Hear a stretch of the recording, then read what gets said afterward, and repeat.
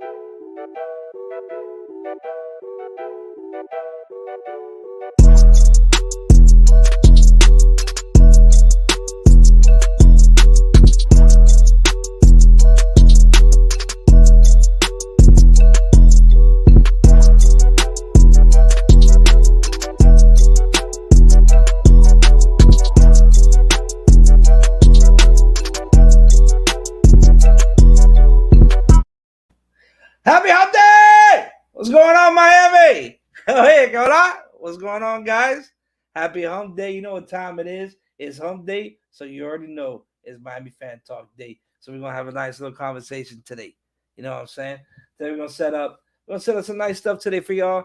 We're gonna do a little trade deadline recap for the MLB. There was a lot that went on yesterday, so we're not gonna cover everything, but we're gonna cover a little bit. You know what I'm saying? At least most of the major hitters.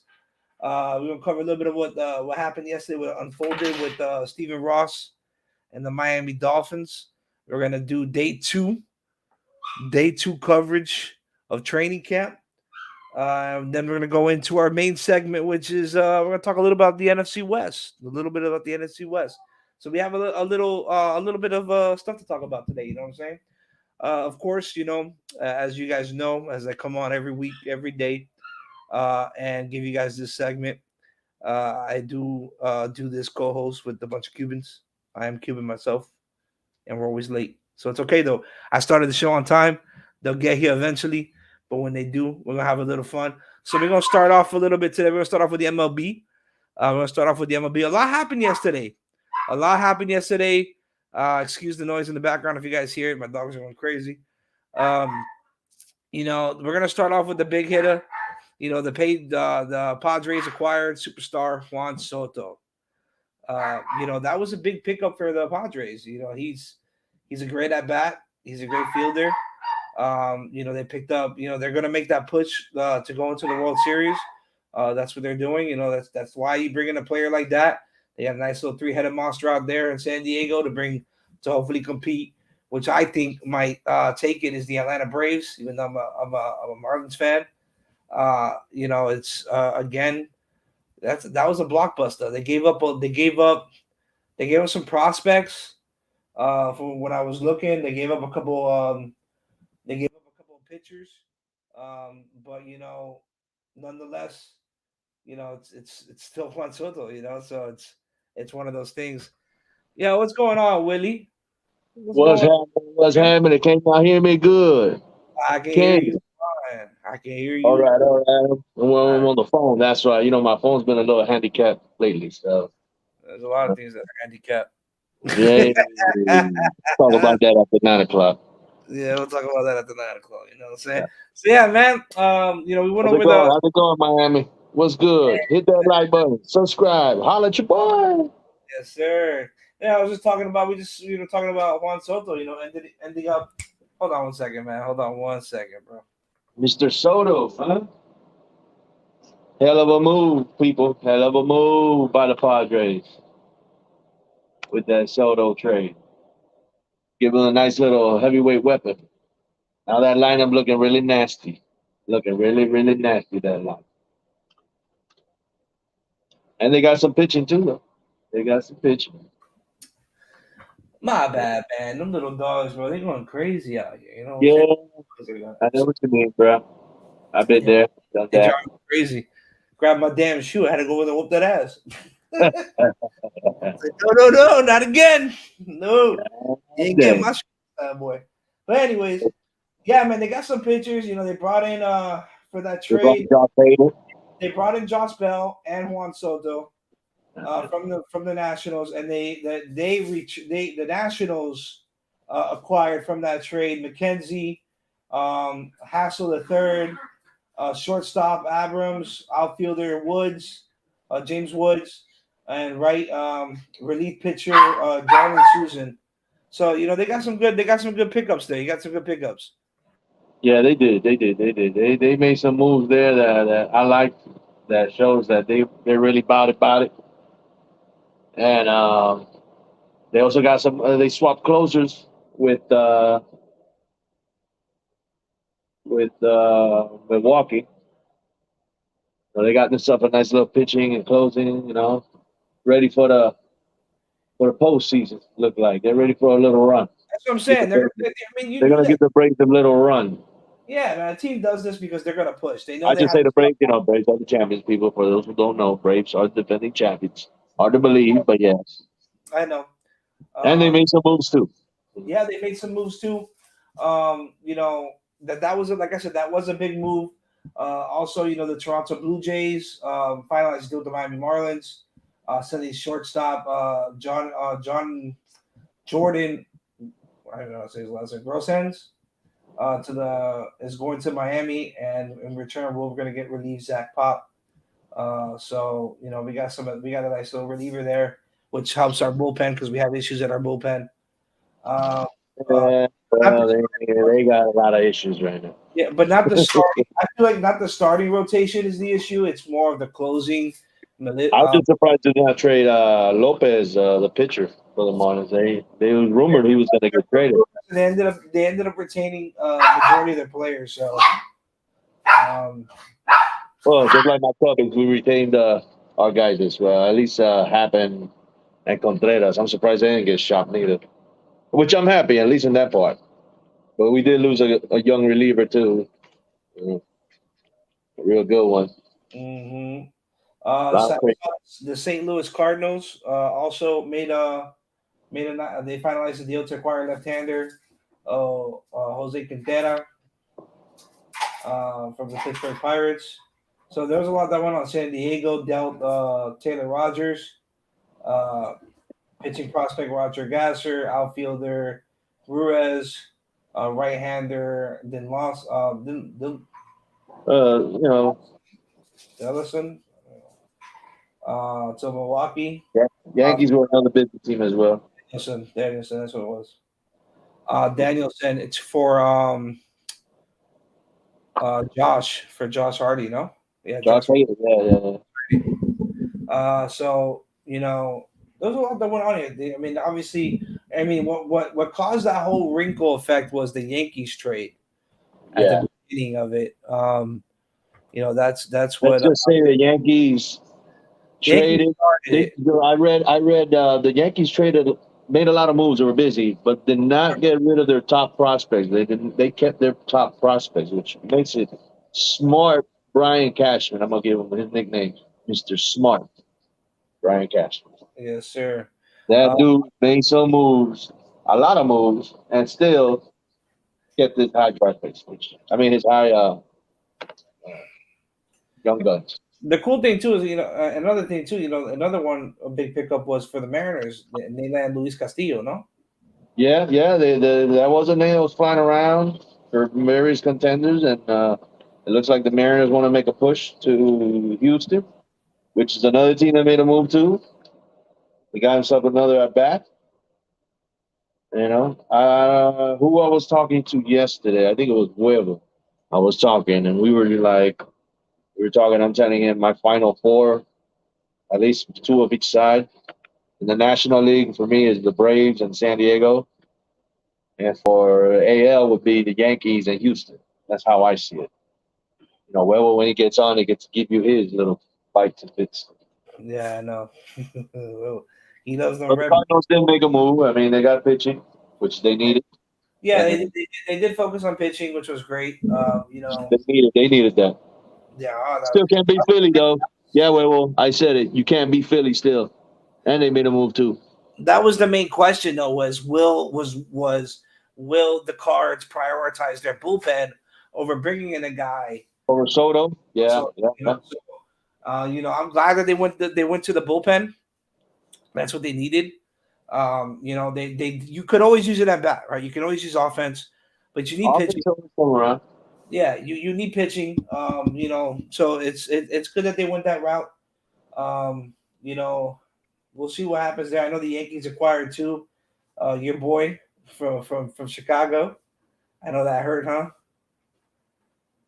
I know you're telling me somebody got traded from Chicago, no? Yeah, our reliever, Yeah. the young reliever to the Yankees. So I know that hurt. But we kept, yeah, oh yeah. Trust me. And we lost Robertson, our closer, to Philadelphia. hmm And, but we did keep Ian Happ and Mr. Montero. Yep.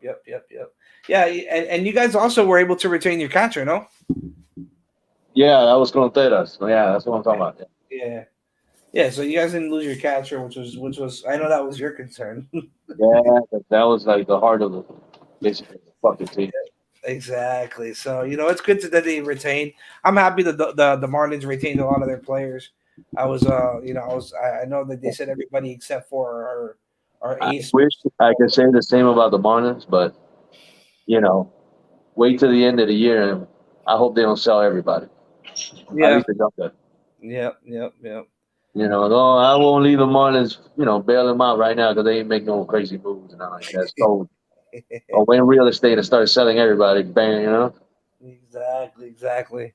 I guess we'll come back and touch back on this when Poseidon and Huevo comes on, and we'll move on Hey, for right now. Phil, if you don't see me, it's because my battery died. It's okay. It's okay. It might die soon. Me. So we'll move on to the next segment. Like I said, we have a lot to talk about today, so we're kind of We through it. do, What's going up, Captain Mike? bro. We got a lot to talk about today, so we're gonna blow through some segments. Even I'm talking today, so you know what that means. The next thing here is NFL news. Biggest thing, was just announced. Deshaun Watson, the NFL is going to appeal that suspension. They want the full year.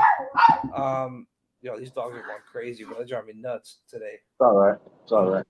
Yeah, so they're going to appeal that. They're going to try to go for the whole year of him being suspended. So now again, I would think they'll have pressure because maybe the females, the they're industry. trying to attract more female audience. Yeah, you know what I mean? It won't look good. NFL will not look good if they don't do nothing about it. So that's how I see it. The only reason I can see them doing it. Yeah, I agree. But again, that's what I was telling Poseidon. Even if you can go and dispute that it could have been fabricated from the women, right? You could say that, okay, but at the same time, the amount of women that came out against him is concerning. 2, 3, okay, I get it. Well, you don't want those women. I mean, you don't want the women to be like on the in the middle of a game with the signs neither too. I mean, I don't know. You don't want a lot of things. I'm just throwing that out there. You know what I mean? You don't want a lot of things, but either way, at the end of the day, you want justice. If this is true, if he actually did these things, you want justice for these women too, So, and again, I know that he was proven innocent in court. But again, a lot of that was settled. He came out at the beginning saying he wasn't going to settle, that he was innocent. Yeah, he settled. Only one person went to court. So it's like at the same time, it's like, yo, you were saying you're innocent, but yeah, you paid all these women. Why? If you were innocent, why did you pay them? Because why? You're a lot of times guilty, or because you wanted to go away, right? Money walks. Money walks. Money talks. Money talks. So that was a little concerning to me when he paid. When you got money like they do, mm-hmm. You get away with a lot of shit, man. Yep. Not saying that right or correct, whatever. Still happy endings. You know what I mean? Hey man, you should have. Should have just. That's not my wig or something, and I don't know. We're gonna move on. Next up, man. I was at training camp. I was hanging out with Batman. I was hanging out with Gordito. I was hanging out with Iceman. I was hanging out with CT. I was hanging out with everybody. We're all having a good time. And then we get this news, bro. We get this news. NFL notified the Miami Dolphins on Tuesday while we were about to get autograph signings. Well, at least they were. I didn't do all that. That they would be stripped of their 2023 first round pick among under Oh, this. damn, this is going to die. Yeah, damn it. So, it's again for violations of league policy relating to the integrity of the game. Following a 6-month investigation, the league found the Dolphins, primarily the team owner Stephen Ross and vice chairman, limited partner Bruce Beal, which, by the way, if none of you guys know, Bruce Beal is rumored to be purchasing the team from Stephen Ross in the near future, eventually. I heard he's another dumbass. That's what I heard. Obviously, because he was the main contributor to he was the main person contacting Brady and Sean Payton. Another dumbass. So violated the anti-tampering policy on 3 occasions from 2019 to 2022 in a conversation with quarterback Tom Brady and the agent for then the New Orleans Saints coach Sean Payton. The NFL, however, found no evidence that the team intentionally lost games during the 2019 season. So I know of course, they want to do that. Of course. We're all aware of what Brian Flores accused them of doing, which was bribing him to lose games and offering $100,000 per game. Ross did come out with the statement. So, by the way, Beal, which is the co vice president chair, was fined $500,000. Ross was fined $1.5 million. Ross is suspended 6 months from attending any league meetings, and also he is not allowed in the facility for 6 months, basically for 6 weeks. Beal is not allowed for an entire year. Was fined $500. And he will not be attending any games, or not be in the facility for 1 year as a disciplinary action. Stephen Ross did come out with the statement. Well, we'll actually start with Flores' statement. Flores says in a statement that he was disappointed that Ross will avoid any meaningful consequences with Tuesday's disciplinary actions. I am thankful that the NFL investigators found my factual allegations, Stephen Ross, are true.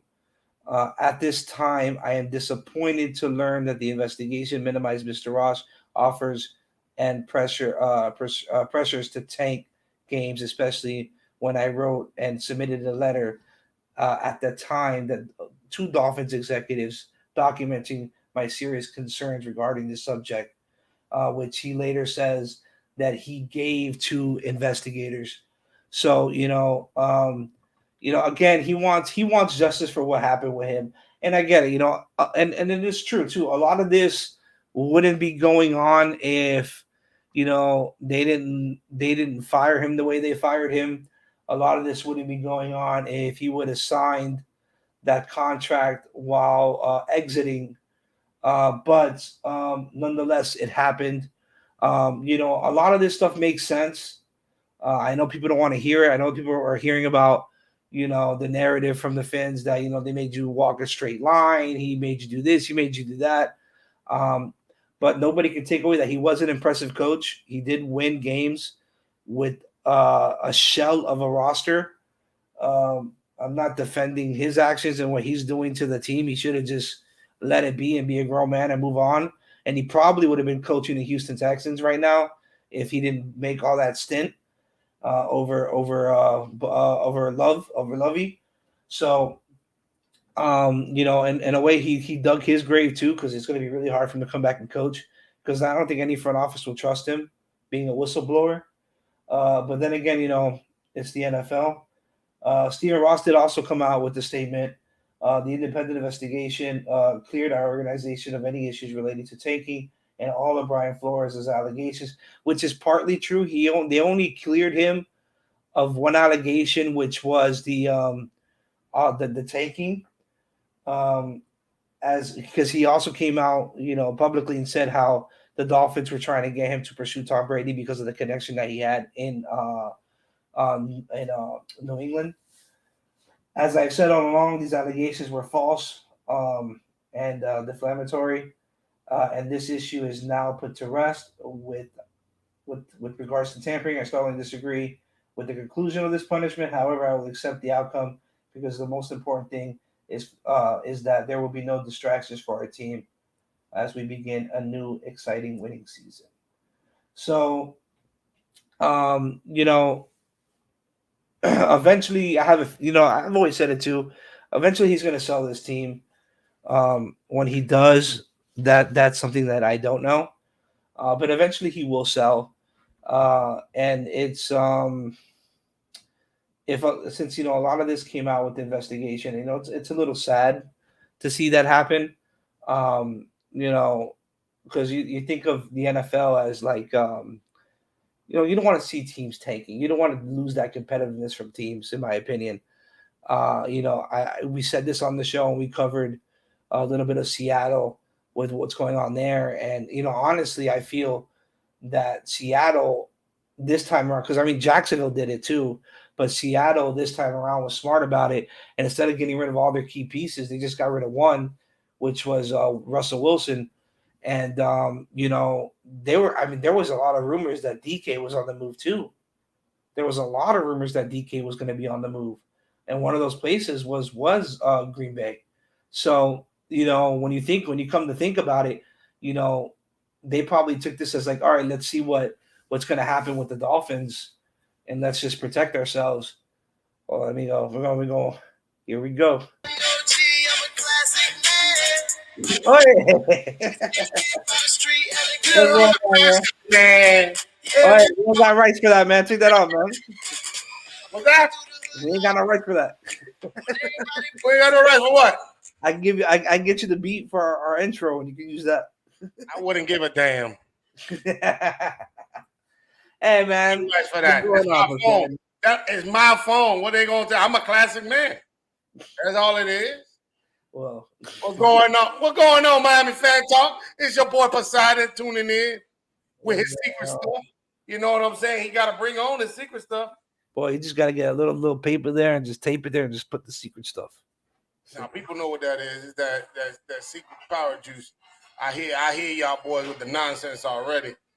With the flowers. I hear y'all boys.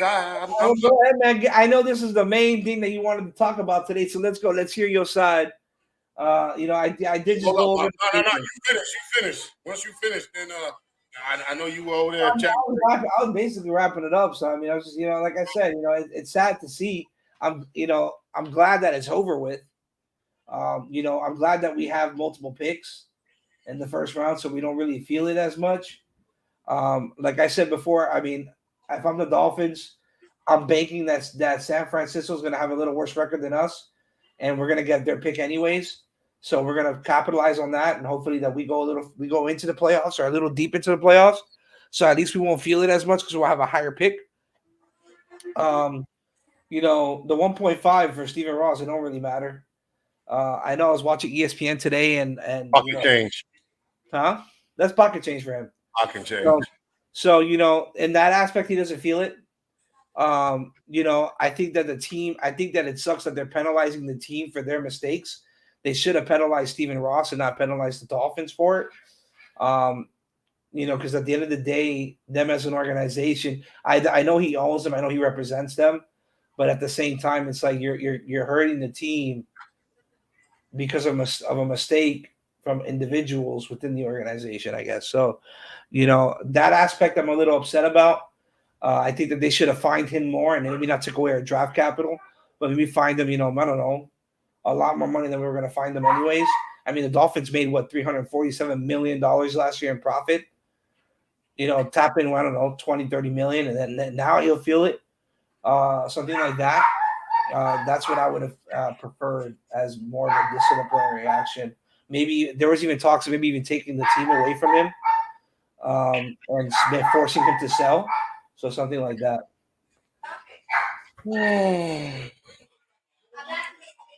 Mr. Flowers, what have you done? This is all his fault. Do you hear laughter? No. Do I hear laughter? It's probably No, my. I'm trying this this thing that Iceman gave me, but it's not I gotta figure this thing out. Why Iceman giving you aftermarket stuff, man? He need to stop that stuff, man. But Mr. Flowers, you know, what can I say?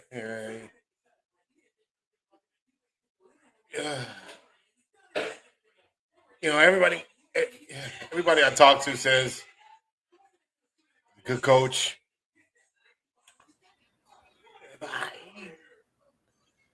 Let's put it like this. In 3 years, he went 24 and 25. In 3 years. Majority, you know, the first year you went 5 and 11. All right, you went 10 and 6. You went 10 and 6 your second season. And then, after going 1 and 7, you went 9 and 8? Yeah, 9 and 8. So your overall record's 24 and 25. You went out, and I'm not gonna sit here and defend Stephen Ross or anything like that, but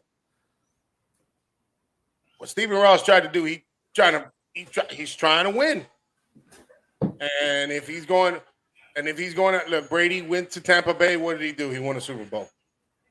So, you know, what would people say if you were to have Tom Brady at the Dolphins in 2020? You know, what would people say? What would people think? All this stuff will be behind, you know, but Brian Flowers went out and in my book, some hoe shit. It's some hoe shit, you know. You fuck up the code. It's a G code that you can't violate, and honestly, I understand. You know, I'm honest. I'm a HR, and he completely went into the employee handbook and took everything out, and I can respect Flowers for that. I can respect him for that. What I'm not going to respect him for is you went out like a sourpuss. Honestly. Because at the end of the day, you're telling everybody they're paying you to lose. Obviously, it could be a possibility. It could be a possibility, but how many NFL teams do that? You know what I'm saying? You know, there was a lot of people. I think it was Herm Edwards who came out and said that he was in the same situation, but he ain't snitching. He bought himself probably a big ass yacht and went on vacation. What Flowers should have done. But you know the NFL, you know you can't mess with the shield. And honestly, what everything how it played out, it's good that they did it fast. That way there's no distractions, no distractions for the team. You pull away that first round pick. Well, obviously we knew something was coming. Luckily we didn't, they didn't give us the whole thing with, they got us for tampering, but they didn't get us for the pay to lose, which I think was even worse than tampering. Yeah, a lot of teams tamper. But when you got a coach that sits there and puts all that stuff out into the light, you're talking about integrity of the game, but as a man, knowing it's a man sport, it's tough, man. I would have just moved on. You know what I'm saying? If they ain't want me there, I would have just moved on. And I was saying, right, he probably, if he didn't come out with all that, he'd probably be the head coach right now of the Houston Texans. Yeah, of course he'll be a head coach, but you would have been the head coach of the Houston. What other owner is going to try to? What other owner is going to try? And that might have turned around Watson staying there. That Watson might have stayed there if he was there. Might. I'm not saying that he would, but he might have. Look, at the end of the day, all the teams do that, and I know the NFL wants to crack down on stuff like that, and what they did with the investigation, speeding up the investigation. I'm happy that they did that. Yeah, that way it's over with. that. I'd rather them do that now than week one of the regular Exactly. season. So You get that out of the way. But I'm not going to defend Stephen Ross. He was wrong. He got caught cheating again. He's known for that. He's a little. And I taking think the play right out of the Patriots handbook. well, and Flores too. Flores guilty as well because he comes from a cheating organization. So he why not do that to Bill Belichick? You know what I'm saying? After you put him out there saying that he sent you that text message and I'm not blaming him. But you come from an organization like that. You spent 15 years inside of a cheating ass organization, and you're gonna sit there and you're gonna come out just because it's the Dolphins, because there's always a fucking cloud around the fucking Dolphins that this is the shit that we get. And you know what? I hope the players build from this. They build from this, not saying maybe it pushes two or more. Maybe it pushes a lot of those guys in the locker room. They asked him about that today too. Tua came out with the statement. Because the reporters asked him, "How do you feel about your owner going after Tom Brady?" And he's like, "Well, I feel like they're building around me now, so he's not focused on what happened then. He's focused on what's going on now." And I respect that. But he's always been like that since he got here. But how many teams do the same thing? Yeah, no, I agree. Everybody, the media tries to blow this shit up. Oh, this bruh, it's hard. It's harder. I wish the media would do some shit like that to me. Like if they really knew me. They don't know me. I'd be like, did you see on Twitter yesterday these Dolphins fans? You know that these guys went and looked for. So Tua got married, allegedly. Well, so that's it. Good. Congrats to him. Bro, you calling him man? You calling him a bird? What you mean?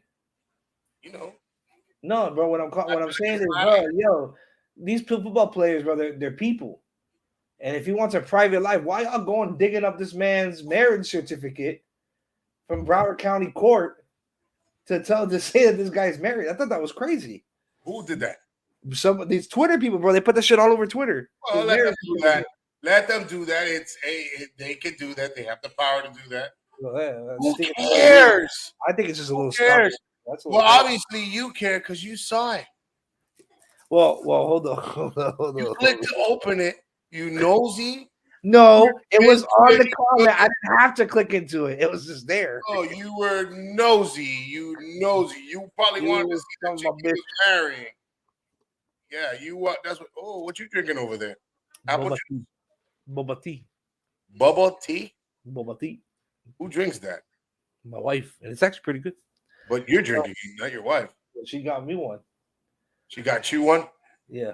Well, good for her, but not good for you. No, it's good. Anyways, carry on. I don't even want to hear the explanation. Hey, real quick, Cat for Life says something. He said Larry Zonka compared Mike McDaniels to Don Shula. I'll give you guys a quick story that somebody told me today. So I can confirm that we're gonna have a player, retired Dolphin, on the show sometime, hopefully next week. For those of you guys who actually paid attention and can remember the late 80s and early 90s, we're gonna have our starting center, Jeff Dillon, back on the show. So that's great news. And he also went and played for Green Bay, so I thought that'd be cool for Huevo to ask him some questions about Green Bay back then in the mid 90s. But he was telling me that on Saturday they were there. They brought in all the ex-players, the retired Dolphins, to the training facility, which I was like, on Tuesday, I'm sorry. No, Saturday. And I was like, damn, I walked by where you guys were sitting. I didn't see you. And he was telling me that he went after the practice. They went into the training facility, and they got a private tour of the training facility, and they ran into Mike McDaniels. And Mike McDaniels walks up to him and he goes, "Bro, I was so surprised how short that guy is." So then he said when he grabbed his hand, Mike McDaniels looks up at him and goes, "Damn, you can still play." So I thought it was pretty funny. Me and him were having a good Yeah, laugh. they did slap us on the wrist, and I'm glad for that. They did. I'm glad that they They slapped. did. They did slap us on the wrist. They I'll did. take that. That's why when it came out, I said it. I'll take that. And at the end of the day, it could have been worse. It could have been worse. Steven Ross got what he got. He gets to pay $1 in his money, and that's it. And we move on. That's that's the same thing I want with Deshaun Watson.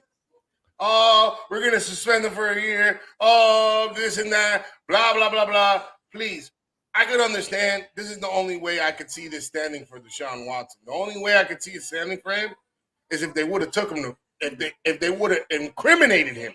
Yeah. If they would have but at the end of the day, these are pure allegations. And this happened to Ray Rice, where after they suspended Ray Rice, without having the evidence. Then what happens to Ray Rice? He sued the NFL. Yeah. He never played again in the NFL. He sued the NFL. And guess what? The NFL had to pay. So when they're hiring U.S. attorneys to do these investigations, like, get real. Get real. There's a lot of money involved, and I'm pretty sure the lawyers that he has told him, you need to settle. I don't think it's a Deshaun Watson thing because he doesn't know the law. That's why you hire lawyers. Mm-hmm. Settle. You settle. And if they come, they're going to slap you with your suspension. And if they act funky, we going to sue them. That's it. That's how it goes. That's exactly what they're doing. That's good for him. Sue them. Not bad for them females. I'm sorry. But again, you got to understand, there's females out there trying to look for that dollar. And again, I understand the NFL's trying to look for female viewers. But that type, is that the way we're looking for female viewers? Is that the way we're going to look for them female viewers? Nah, man. It's just plain out wrong from both sides. Plain out wrong. I get you. That's what we were talking about earlier. They're gonna push for that year suspension. I know the NFL is in the process of appealing it now. We'll see where they go with that and what they do with that. But it's gonna be interesting to see. I mean, like I said, yesterday was crazy at practice. It was already hot as hell. I looked back when they told me that what the Dolphins were getting hit with. I got hotter. Oh, this one started beating me harder. Huh? When they told you what was going on, that they hit the Dolphins with that, it got Well, hotter. the thing is, I didn't believe it. I didn't believe because Batman got the news before it even broke on Bleacher Report. Because I went on Bleacher, it wasn't there, and then 2 minutes later it hit. So, I was like, what the hell's going on here? And I was like, there's nothing here. And then they hit, and I was like, oh, shit. So, we got to read into that. And I was like, all right, well, you know what? It's not too bad. It's just a first-round pick. So, as if you're a Dolphins fan, you're betting that Miami's going to have a better season than San Francisco. So we get so we have at least, because we still have that one pick. They planned for that. Yeah, they planned for that. So, yeah, man, Batman, that threw me for a curveball when Batman mentioned that. Losing that pick again. We just gotta win games, and if you win games, that pick will be irrelevant. To be honest. Yep. First rounder. It's a first rounder, and everybody will hate to lose a first rounder, but you still got one there on the back burner. So you're hoping San Francisco. Mm-hmm. I don't know what's going to happen over there in San Fran, but hopefully we'll see what they do. I mean, I know we're gonna talk about that a little later when we talk about the NFC West, what's going on with San Francisco. So you're gonna have to get to air out what's going on there. But it's interesting to see. We're gonna see what happens now. I mean, the season's young. We got footage from day 2. For those of you guys who are looking to go to training camp, in these next couple days, just letting y'all know they're cracking down hard on video, on recording. I definitely had to do some sneaky stuff there to try to get some of the video I got. Why are you telling them that? Hey, I'm just letting y'all know up front, bro, boy. No, you the only one that got the video. That's it. But people know now. Well, me and Batman were talking about it, and you know the pass from Tyreek from Tua to Tyreek got 2 point something million views because they were nothing like that on Saturday, but Tuesday, oh, icy guys walking up and down, yelling at people. It was there, but nonetheless, we're gonna move on. I'm gonna show. I got some videos. I also got 2 interviews, real quick questions with Channing Tindall and Skylar Thompson. So we're gonna air that quick. I mean, you hear it briefly. I just asked them one question each because again, they're signing autographs. They're dealing with kids. I don't want to take up too much time, so I just asked them a real quick question. So I'm gonna play that for you guys. I'm gonna share my screen here. How'd you get into the kids section? Yeah, bro, there's kids everywhere, bro, running up and down kids. And dogs. How you got Gordito got a fan. You know the little hand fans that go like, he got a fan that was given to us signed because he had nothing to sign. I'm like, dude, just buy it online. Like, you're gonna put it on the wall, man. You're gonna put it on the wall. He got Tyreek and somebody else. But I was like, bro, when Tyreek walked by to come do the autographs, because we're standing in the end zone, and bro, the mob of people that like rushed to get signings from Tyreek, and then Tua came over and they were running, but they were stampeding like, yo, but yeah, we know you. No, I didn't bother that. No, it's not that. I mean, look, dude, like I have the Waddle one. I bought it. Like, I'm not gonna take that away. Let the kids get the autographs. That they're the ones who, they're growing up. And I mean, when I was younger, yeah, but not anymore. Really? Really? You got a signed helmet right behind you? You're gonna say that? Yeah, but I'm not gonna go to the stadium and get a signature. You shut up, motherfucker. But anyways, here we go. So I'm gonna play that. Yeah, Big Philly got passes in the kids section, bro. Well, ain't no kids section, bro. So I had to fast forward that, but Melvin Ingram looked pretty good on Tuesday too in practice. So you're gonna see that here.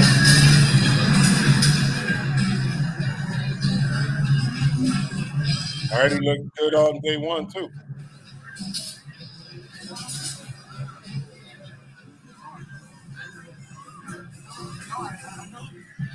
Did you get any running back footage? Hey Joe, this is for you. I think this is a pass play, the fair play.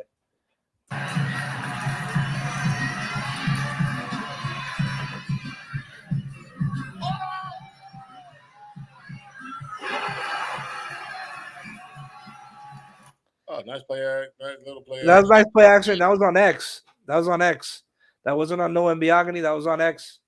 X got a little burnt there, but he pulled. I just noticed it too on the video. He pulled his hammy. Well, he grabbed his hammy. So I mean, it could have been something like that, but I doubt it. But this was a nice. I got a little more running. They didn't do a lot of big pass plays on Tuesday.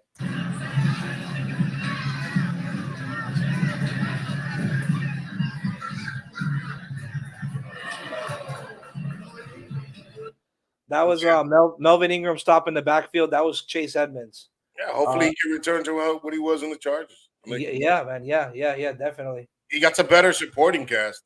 Yep, and he's explosive, man. He was explosive on Tuesday in practice. First day with pads.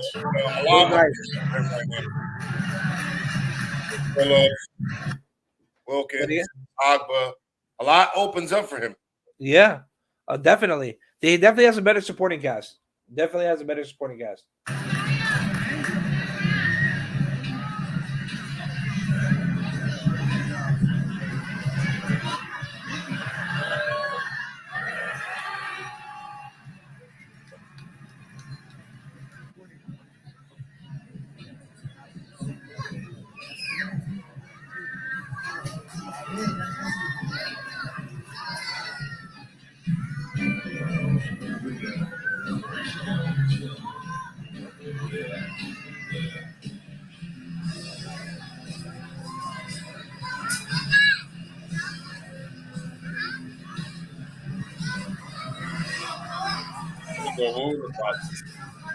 I'm liking Tua's footwork. Move around, step up in the pocket.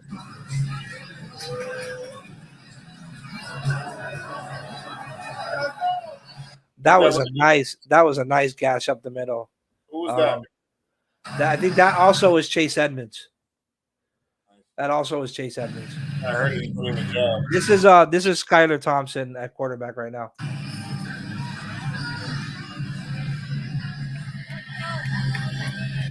This was a little pitch to Tyreek in the end zone for the red zone. He picked up about like I would say like 10 yards from here. And then this is the final play. Give him a Debo play.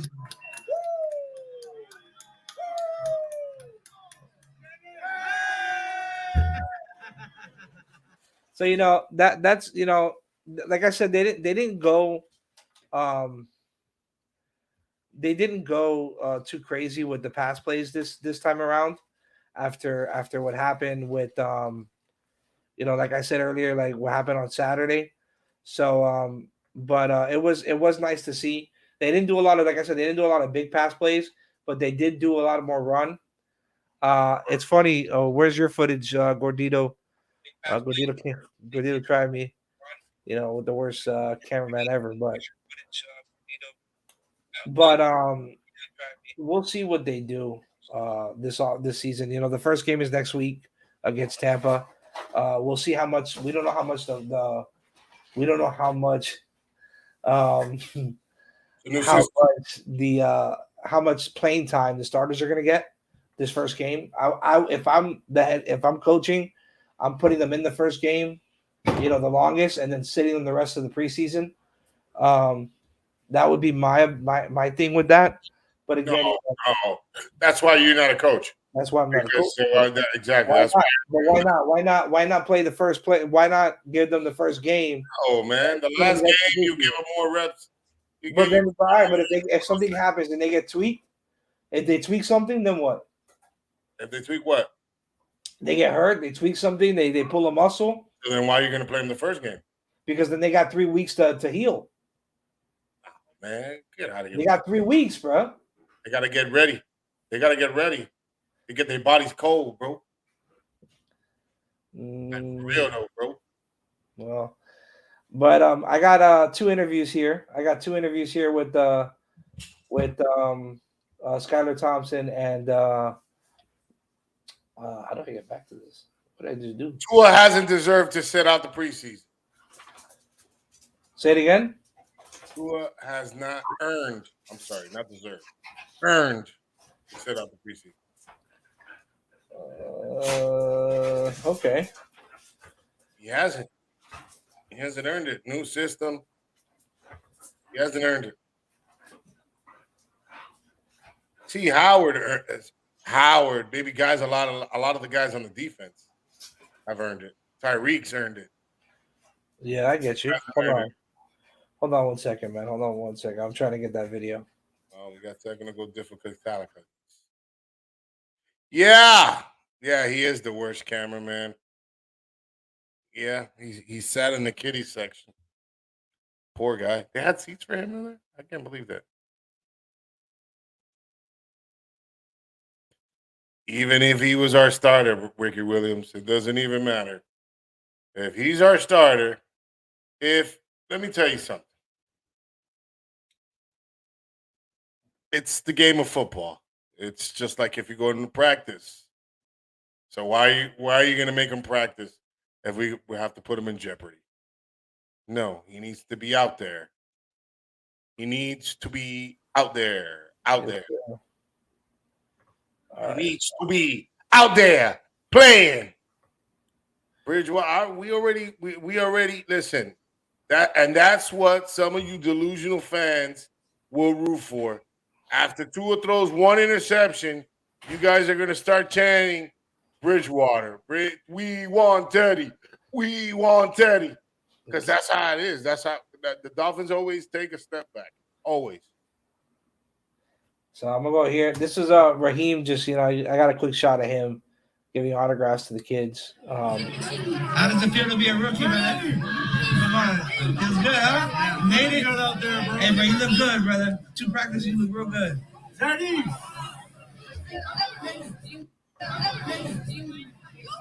How does it feel to be drafted, boss? Feel good? All the dreams, huh? Yes, sir. I know, bro. Man, we definitely glad that you know us. Hey, brother, we rooting for you, boss. You have a good day, all right? Like I said, bro, it was just real. Rico Ice, man. Just like that's how they be. That's how they be. They gonna be like that. And that's probably what's gonna happen in the middle of the game. They gonna start chanting Poseidon. Yeah, I'll go out there and throw a couple balls out there. I'll be looking like Lamar Jackson. Just a little overweight. Just a little overweight. They ain't want to. Hey, Iceman, they ain't want to see me in my prime, bro. I'll smoke them. Smoke them. Looking at dirt right now, you know. Right now, I'm looking like more, not even a tight end, bro. I'm looking like a lineman, bro. Straight up. Straight up. Alignment. A lineman. Linebacker. Your boy looking like a lineman right now. Oh, Leo Gordito said. Preseason is not worth our QB. Okay. Preseason is not worth our QB. That's funny. That's really funny. And nobody believes in Tua. I do. I believe in him. I believe they need to give him a chance. So, you know, if they give us Josh Allen a chance, they gave him 3 years. Year 3 is where you mainly, and that's everywhere, mainly see everything because you're by year 3, you're adapting to everything. The speed, you should be up to speed. Should be up to everything. And there's some guys that never pick up that speed, like guys like Pat White and Yeah. what's the other guy's name? Josh Beck. Yeah, John Beck. John Beck. Remember that? John Beck. John Beck. One of those guys. Remember that guy? Didn't Cam Cameron draft him? Bro, don't even talk about Cam Cameron. Why? What it was? That was like the dark ages. What is that? Our backup. We won our first game with Cleo Lemons. Oh, really? But Cleo Lemons It was Cleo Lemons against Baltimore. as a quarterback? Yeah, Cleo Lemons. Cleo Lemons a quarterback. Yeah, it was Cleo Lemons. I thought he was a DB. No, Cleo Lemons, the quarterback. He was the backup quarterback. Cleo Lemons. Yeah, that was he won our first game. I don't remember that. Yeah. I thought he was a DB. No, he was a quarterback. If you say you're right, man. I Yeah, ain't he know. was number 17. Oh, my bad. Yeah, and he played for Baltimore too. I thought he was a DB. He's now a wide receiver coach for the Jacksonville State Gamecocks. Cameron wasn't the worst coach. Flores was. He was the one who snitched on his own owner. Izenga probably would have slapped him. I've had stories, man. Izenga would have slapped him because you know that boy he was involved with the mob. That boy would have Tony Soprano'd his ass. Straight up. Like, you ain't got to sign shit. I'm going to slap your ass. And let go. Yeah, man. It was crazy. But I've heard stories, man. I heard stories. I think I had a conversation with Chris Chambers once. Like 2 years You back. think you had a conversation? No, I did. I had a conversation with Chris Chambers. You said you think. Well, you know what I mean, bro. I had a conversation. I don't know what you mean. I'm going. I'm trying to tell you, I had a conversation. I'm going by what you're saying. You want to let me tell my story or not? All right, then. Go ahead and tell the people. I had a conversation with Chris Chambers. You think? Well, first he thought I didn't know who he was. You probably were dreaming. No, I was not dreaming. I was at work. Okay, all right, But, go ahead. Anyways, he thought I didn't know who he was. So, we were talking. I was like, yeah, I know who you are. He goes, how old are you? I said, no, I'm old enough to know who you are. So, we're talking. I was like, yo, man, I was upset when they traded you. I told him, he goes, I was too. I said, bro, I said they traded you and Randy. He goes, bro, that dude didn't know what he was doing. He told me straight up that man that Cam Cameron didn't know what he was doing. Dude was psycho. So, he told me some other stuff that I'm not really going to talk about, but, it's crazy how, these players, they go through stuff like that. like even with the Joe Philman days too. And you kind of saw it because when we did Hard Knocks and what they did to Chad Ochocinco and what they did to, all these other players that What they did they do to Chad Ochocinco? how they cut him on that shit, bro. They cut him? Yeah, they cut him. 'Cause he was old. He wasn't Ochocinco no more, bro. Yeah, bro. We don't do it like that. Dog. So how you No, but that's not why they cut him. hold on. They cut him. No. They didn't cut him because he was old. They cut him because of the altercation he had with his wife. Oh, That's why they cut him. all right. At least he didn't get suspended. And then he ended up going to the Patriots, I think. All right then. So wherever he went, okay, you're cut. Bye-bye. And plus, Ochocinco wasn't who he was, man. Come on now. Hey, man, where's Willie Beeman at? Who cares about that guy? Fuck that loser. No. Carry on. Oh, Carry on. man. But that's fucked up. Well, we'll move on, man. We'll move on. We're gonna get to the NFC West, and then we'll open up once we get through that NFC West. Again, today's segment was supposed to be about the NFC West until all the that stuff dropped. So we're gonna start off. We're gonna start off with the Seattle Seahawks. And I talked about this a little earlier. Seattle with trading Russell. At first, we thought they might have been tanking. When it comes to how they got rid of him, I thought they were going to get rid of DK for a little while, until they decided to keep him and extend him. I thought they were going to take that chance and just go ahead and trade him. I thought he was going to end up in Green Bay, in my opinion. That would have really solidified the fact that they are tanking for draft capital and to get something in the draft. Hey man, tell that guy to be quiet, man. Damn. Listen, bro. These dogs are acting up like crazy. Damn, The problem is my husky, she a heat, and the little ones aren't neutered yet, and they're going crazy. So yeah, it has no. You know the Chihuahuas, boy. They like to hump, boy. There's some hump. Bro, I need to get them neutered. Like all three of them. My bulldog, he chilled. He just lay there, but he's neutered. Imagine having a small. That's what I don't want, dog. I have been fighting to keep them dogs away because I do not want some big ass head, little body, fucking husky Chihuahua mixing around my house. Small ass huskies. I am good, bro. I am good. But yeah, man. So I really did think that DK was gonna end up in Green Bay, but nonetheless, he's still there. So my first question to you, Poseidon, is can Rashad Penny be the new number one with Carson retiring this offseason? What do you He can. He Sorry. Go ahead. I mean, I don't see why not. He can be a productive back. He just needs to stay healthy. Yeah, I agree. He can do it. Then you got to think about like what's available right now. I think that he is the best option in that sense with what's in free agency available, and then who will you trade for, and do you want to give up capital? So I think they're in a good position with him. I think again, I think that the biggest issue right now with them is their quarterback situation. A lot of their running backs got hurt last year because I think they went down to number 4, and they had to bring in AP last year.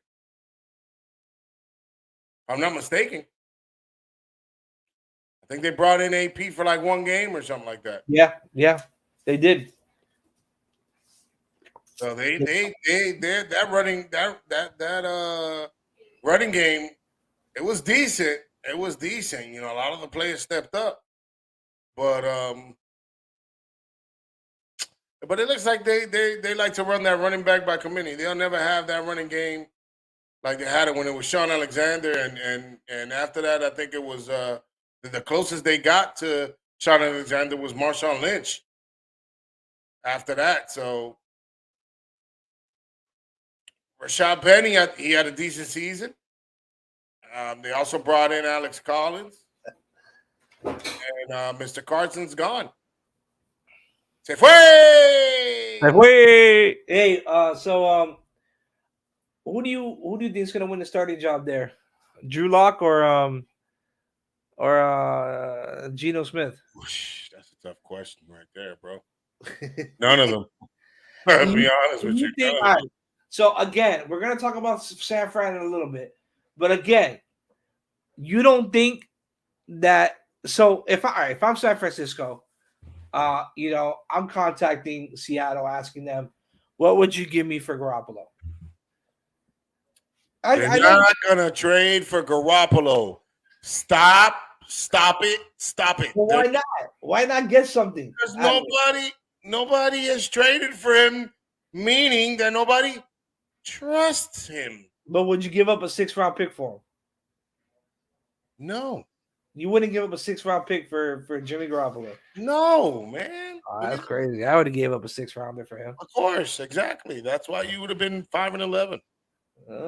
Maybe not. 5-11. What's so good about? We'll get there. We'll go through that. We'll go through that. We'll So, do you think that they're tanking? Well, I mean, listen, they got Denver week 1, San Fran week 2.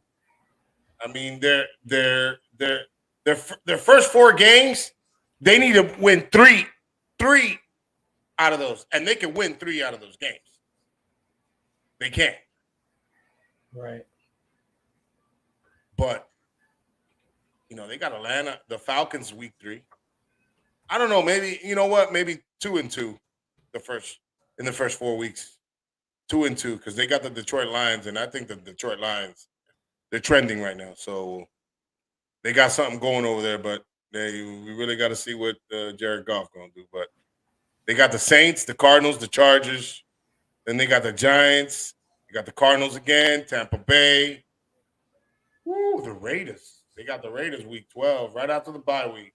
Mm-hmm. So it's. Is that a third? Is that no? That's a Sunday. I don't think they can win with quarterbacks over there, man. No, dude, no.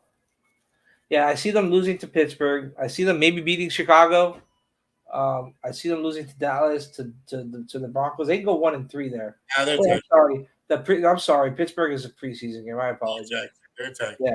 Yeah. So it's the Broncos they can lose to. San Fran they can lose to. The Falcons is a toss-up, but I think the Falcons will take that game too. And Detroit, the problem is I don't trust Jared Goff even to win that game. I honestly, be honest, they really ain't got nothing to hit. They can run the ball on them because they got some good running backs in Detroit. Yep. And they have young receivers. They have young receivers. They got healthy last year. That's the issue. I don't know, man. I don't see them winning a game for a minute. Maybe the Jets. They're tanking. Yeah, dude. I don't see them beating a lot of these teams. I think the best chance they got is the Jets and the Lions. Maybe, yeah. I don't think they're gonna beat the Lions. I don't see maybe Atlanta, but I think Atlanta has a good roster. We just got to see how the quarterback play comes. Oh, can you stop it? What Atlanta roster are you talking about? Roster. They got a young roster, but they got Kyle Pitts there. They got nice receiving core. They only got Kyle Pitts and Patterson, man. And they got Drake London. London look good. Oh, please stop it, man. All right, bro. All right, we're gonna agree to disagree. I think the biggest question there is the offense, the quarterbacks. So that's my opinion. It's fine. Bro, you contradicting yourself. You said Mariota's that guy. I said he can. And then I said no. You're wrong. I said he can be. Can be. Stop it, Big Philly. We got Mr. Tito Alvarez. Tito. Shout out to you, my brother. Hey, Willie. If you're not on here, then you can't be commenting. Because now your phone is on and you're not on here. That boy. I don't want to hear it. That boy probably eating right now. That boy eating spaghetti with eggs. That boy eating that. What was it? That aroma vieja that looked like squid tentacles. Ooh, damn. Oh yeah, shit. Yo, Jungle. But he answers the phone. He's eating this thing. He goes, "Oh, look at Will eating spaghetti." He goes, "That's not spaghetti. That's ropa vieja." I was like, "Damn, I thought that was squid." Poor guy. Poor guy. Oh man, we'll move on. Next one up on the segment is the San Francisco 49ers. They did announce Trey Lance will be the starting quarterback. What are your expectations with Trey Lance and the 49ers? What are yours, bro? You seem to be asking me all the. Yeah, hey, look, I like interrogation, man? So San Fran, Trey Lance brings a different element to the game that Jimmy didn't bring. He's more mobile. He can extend plays. He has an arm.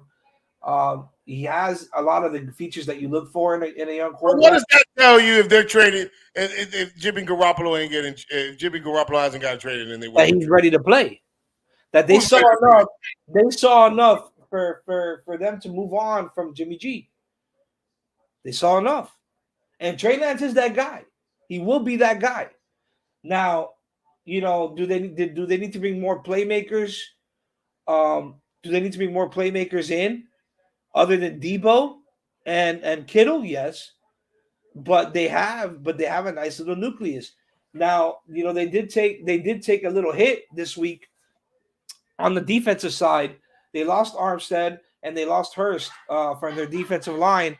Now, I think one might be an extended injury. One is just a little minor injury, but they did lose them for now. So I mean, hopefully they're good for game one of the season.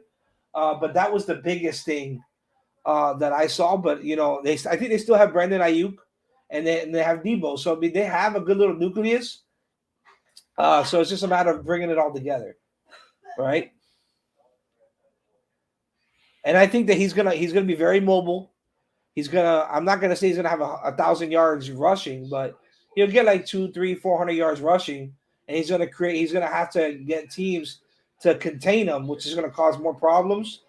Kind of like I guess he has a similar place stature to Kaepernick. He's similar play to Kaepernick. Trey Lance, bro. Isn't he like a similar style quarterback? I think he's shorter than that. No, he's short. I'm saying play. I'm saying play style. He's a running, gunning guy. That was Kaepernick.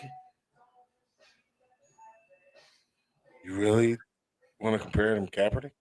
Well, I'm saying similar. I didn't say he was. He does have similar. Kaepernick es una mierda, compadre. He went to the AFC Championship twice. So what? The NFC Championship. I'm sorry. Just because you went to the Super Bowl twice. How many quarterbacks go to the Super Bowl back to back? Ryan Tannehill, great quarterback. He didn't go to the Super Bowl. Oh, he was a game short. Oh, please, come on. But this guy went twice. Who went twice? Who? Kaepernick. Kaepernick went to the Super Bowl twice? He went, but he lost, but he went twice. He went twice to the Super Bowl. Kaepernick. They played 2 times. I don't even remember Kaepernick in one Super Bowl, bro.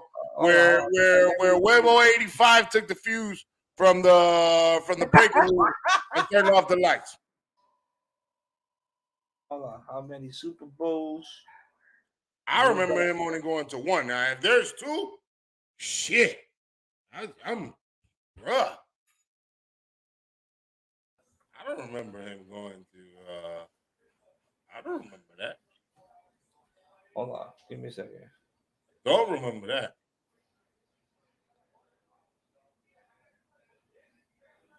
I don't know. This is more like a reaffirmed desire from US Today. No, I don't know. I don't know about them. I don't know about them going. I don't know with Kaepernick going twice. So the problem is a lot of these articles are all about him after. I can't really find. You know, man, listen. Bro, that's, What what the hell you be looking at? He won 2017 and he lost.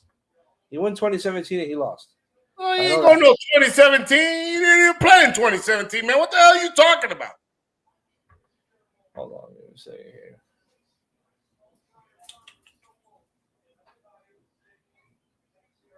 Yeah, where the fuck you shit at? Oh, 2012. I apologize. It was 2012. 34-31 was the final score. He went in 2012. 2012. That was the year that Ocho Cinco, Huevo Ocho Cinco over there took the fuse out of the stadium. So no, you're right. He won once. I apologize. He won once. Yeah, because I thought he won twice. I after thought he won back to back. All right, after Mike, really after 2013, is when everything went so it took a playing turn. like shit. To be Yeah. honest, it went down, down, down. That's the thing about those running quarterbacks, man. Once they figure you out, once they got film on you, dog. That's what happened to Lamar when he came here, man. It was tough.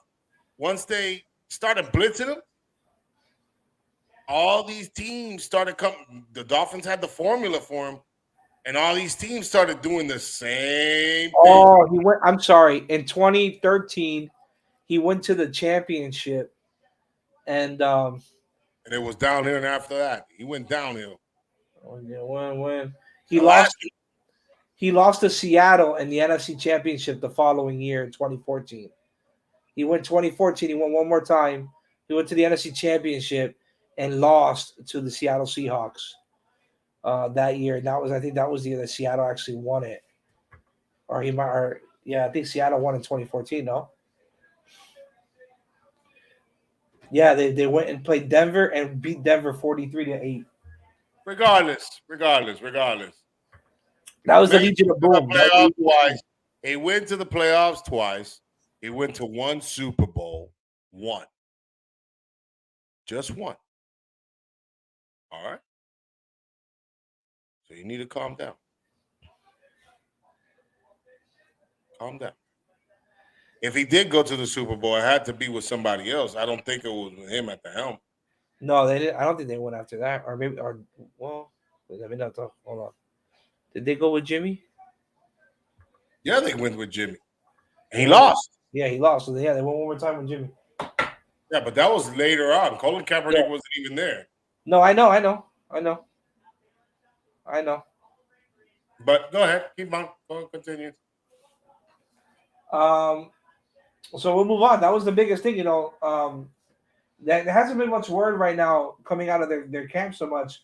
More of like Brandon Ayuk. That he had a nice little play in training camp.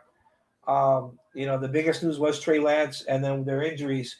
But we'll move on to the Arizona Cardinals. Arizona yesterday extended their Pro Bowl left tackle DJ Humphries, signed him to an extension, 3 years, $66 million. So they did solidify that left side for Arizona. What you think about that? I'm sorry. You were asking me a question. You got to understand something, Big Fetty. Give me 1 second, boss. Hold on. Oh, you called me a boss? I am. 49ers are una mierda. They could have went with Jimmy G. And now they're moving on to Trey Lance. That's what it is right now. Yeah, my bad. So my question was, what do you think about them, solidifying that left side for Kyler Murray after they're giving Kyler Murray all this money? They did extend him again. This is the second extension for DJ Humphries, solidifying that left side. Hopefully, they're also pushing. They want to push too. They want to contend to go to the Super Bowl. I like that pickup for that tackle position. But what do you think about that position? About that position? I mean, he's a young kid. He's a young talent. I don't really follow San Francisco like that, But no, that's Arizona, Pablo. Arizona.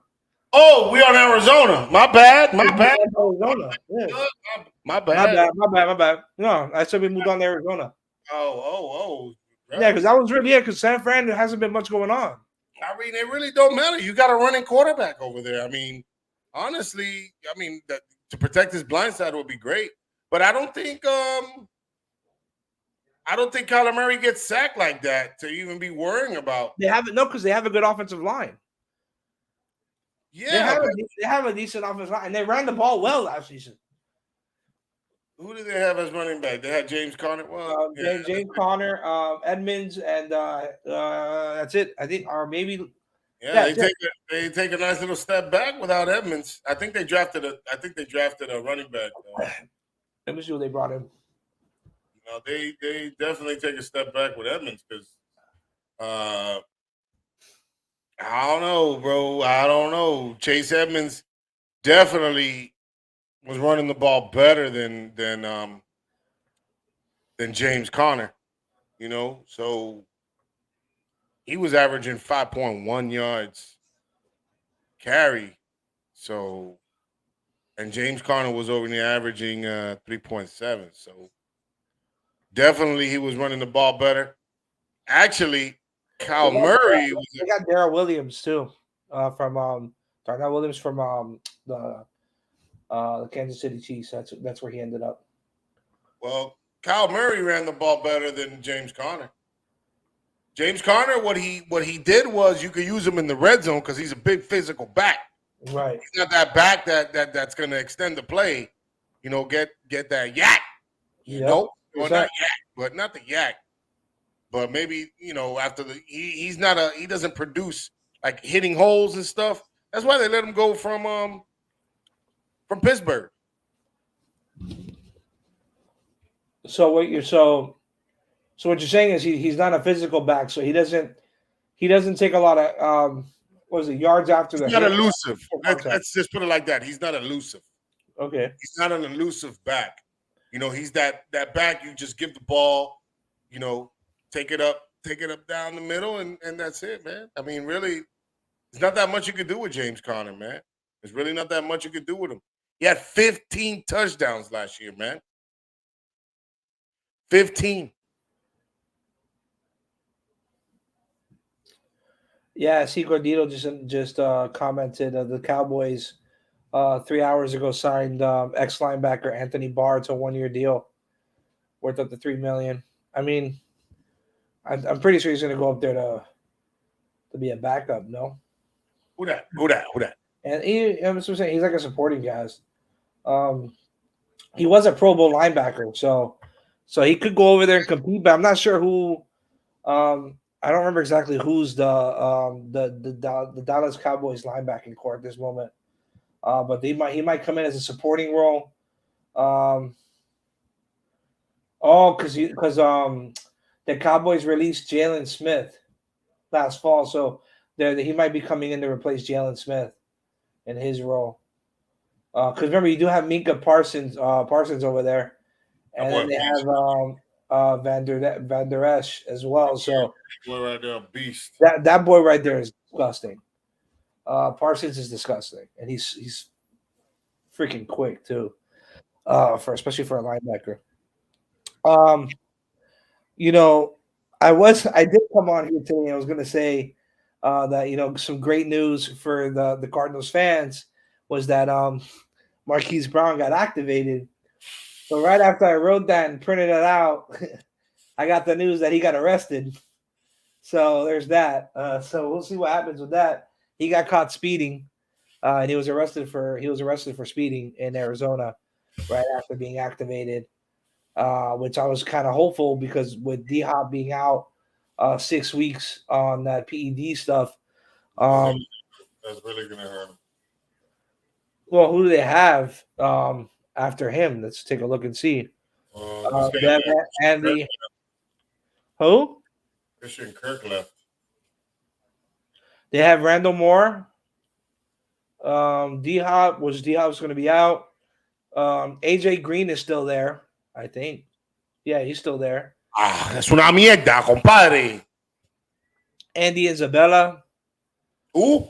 Andy is Isabel, whatever his last name is. Andy, young cat. He's a young cat. He was right behind Christian Kirk, back and forth. He's explosive.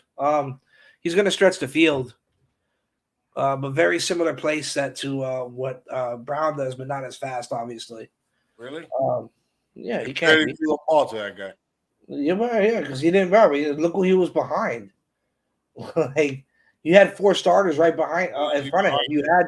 He was the hell 5th was he behind, bro? Who the hell was he behind? I don't know, D Hop, AJ Green. You had Randall. You had Christian Kirk and Randall Moore, and then you had him. Dale, dude. Bye, come on, dog. Yeah, when he's in the game, he plays well. When he's in the game, he play. Yeah, that guy only played 1 game last year, bro. What the hell are you talking about? I don't know. I'm saying. You que tú empiezas a hablar y bla bla bla. Yeah. Oh, yeah. Blah blah blah. Blah blah blah. Yo. Catch. Hey Willie. Hey, let me say something to Philip over there. Hey. Hey, I want to hear your shit. Today. Do you pay my bills? Do you pay my bills? Last time I checked, I get a check. I don't get a check signed by Philip. I don't. No, but Miami Fan Talk. Miami Fan Talk is an organizational now because there's too many haters. So now soon we're gonna become a mafia, and we're gonna start slapping people. Don't worry. At 9 o'clock, I'll handle Phil. Yeah, you know when they test our gangster, then we're gonna start slapping people. After 9 o'clock, I'm gonna talk to Phil. Because Big I'm Philly, not gonna deal with that right now. He's talking about sponsors and stuff like that, you know. And I'm like, yeah. And then the first thing I come through is like, yeah, that's what I'm talking about. You know, I'm bumping the music. You know, he's telling me I don't have the rights to the music. Like, we don't have the rights to that music. Listen, on my phone. I pay for Apple Music, bro. I got the rights. Well, that we haven't confirmed yet. What hasn't confirmed? What? Who hasn't confirmed? Did you confirm that we can use that on our live stream if you have Apple Music? That's up to YouTube. That's up to you. I pay. Well, let YouTube know. Well, when YouTube watches this video, hey YouTube, guess what? I pay for Apple Music, so can't nobody tell me what to play. I'm a classic man. You know me? You see? See? Yeah. Hey, Willie Bean. It was good. Andy Isabella. Phil's made up friend. Oh. I don't have any of those. Yeah. Well, we can move on. Well, there's a reason why they signed him for 4 years, right? He must be. I don't know. I don't know that guy. 4 years. They put him on a 4-year contract. I don't care about that guy neither. I don't care. Anyway, On a 4-year contract. Yeah, he's on a 4-year. But don't get me wrong, he's on. They put year 4 now. Andy Isabella on a 4-year contract. Yeah, he was a 2nd-round pick in 2019. He was a 2nd-round pick. He's on a 4-year contract. 19. Okay. All right. Hey, bro, I'm not saying I don't. All right, so then we'll see what he does, bro. Anyway, if they gave him a 4-year contract, he must have done something, right? So my question is this, right? When they get D-Hop, back, when they get Hollywood back with the pieces that they have there in Arizona, do you think that they can compete with their divisional rival, the Rams?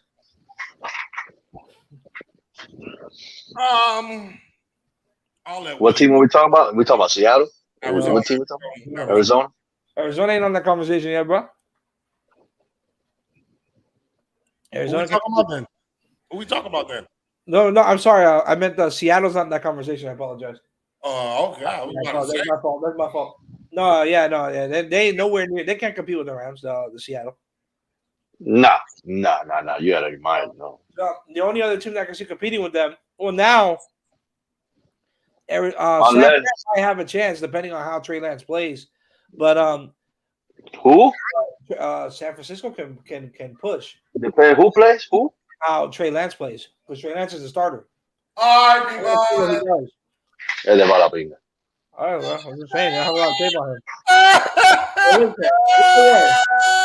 Hey, you're gonna be laughing, bro. But listen, can Arizona make that next step and dethrone the Rams?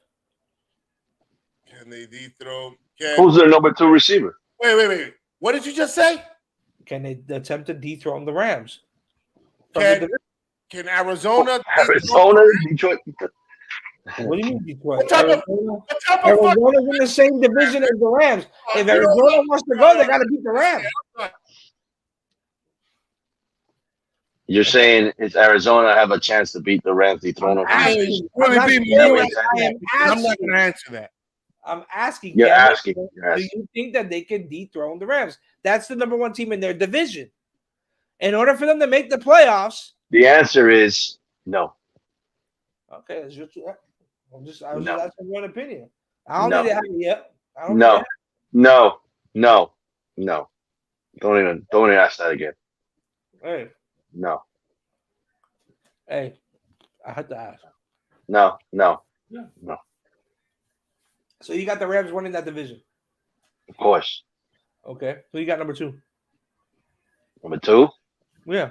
the rest is garbage. I don't care. I don't give a Arizona fuck. ain't garbage, bro. That division's gonna be not Arizona competitive. ain't garbage. Don't sleep. Y'all sleeping on Arizona is disrespectful. Arizona. That's disrespectful. Arizona's got a team. Arizona. Well, okay. Arizona I'll give you has that. I'll give you defense. Arizona Arizona has number defense. 2. There you go. You want a number? I'll give Arizona you number 2 has- because the other 2 teams don't know what they're doing in quarterback. So that's the yeah, only one. That's it. That's I it. can agree that the other 2 teams in that division are una mierda. But I don't. But you cannot tell me that the Rams, I mean the Arizona, with the team that they have, depending on how they play, the first 6 weeks without D-Hop, Phil, who's the D-Hop, other receiver? Who's the other receiver? AJ Brown and AJ Green and Marquise Hollywood Brown.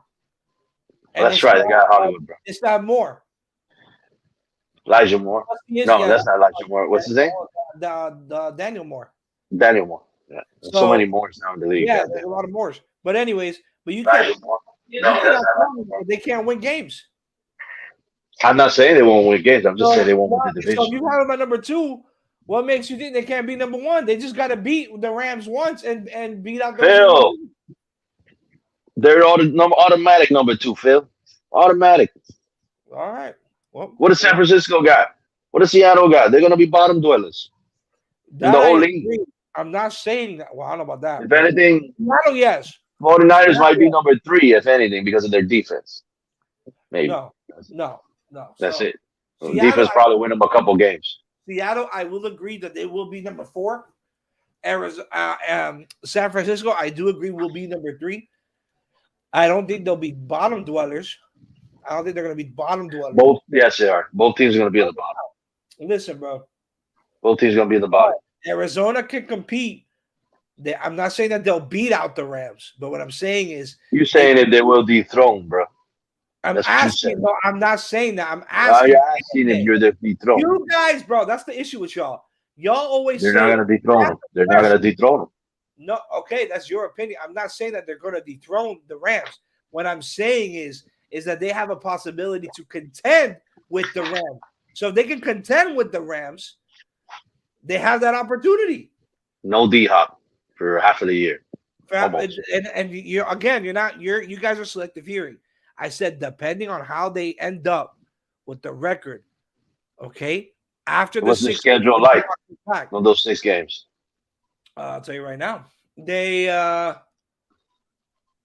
They start off with the Chiefs, which I honestly have them beating the Chiefs week 1. But Where? At home or is it? No. Well, yeah, it's at home. That's the reason why it's a toss up. It's kind of hard. Yeah. It's in Arizona. That's why I was like, oh, that's a little tough one. Then they follow that with the Raiders. I could win it too, though. My homie could win it. Right. They follow that with the Raiders away, which for them it's not a big deal because they're in Arizona. Right. And then I mean they're in Las Vegas, so it's not too far from Arizona. And then they follow that with back home against the Rams. So right there, if they come out and if they come out and somehow, which I don't think if they come out and beat the Rams at home, they're already a step ahead. And they play 2 AFC teams and to start the year, so it doesn't really hurt them until they play Carolina, which they'll beat Carolina. The Eagles and Cardinals is a toss-up. Okay, and then they follow that against Seattle. So if they come out, they can come out and easily be what 4-5-2, 4-2, 5-2. So that why can't they dethrone them? They just need to beat the Rams at home because the first two games are AFC opponents. So it doesn't really affect them division wise or even conference wise. Still, So it won't change my answer. and hey, bro, that's your opinion, bro. I'm gonna honor that opinion. Poseidon, I think he's still muted.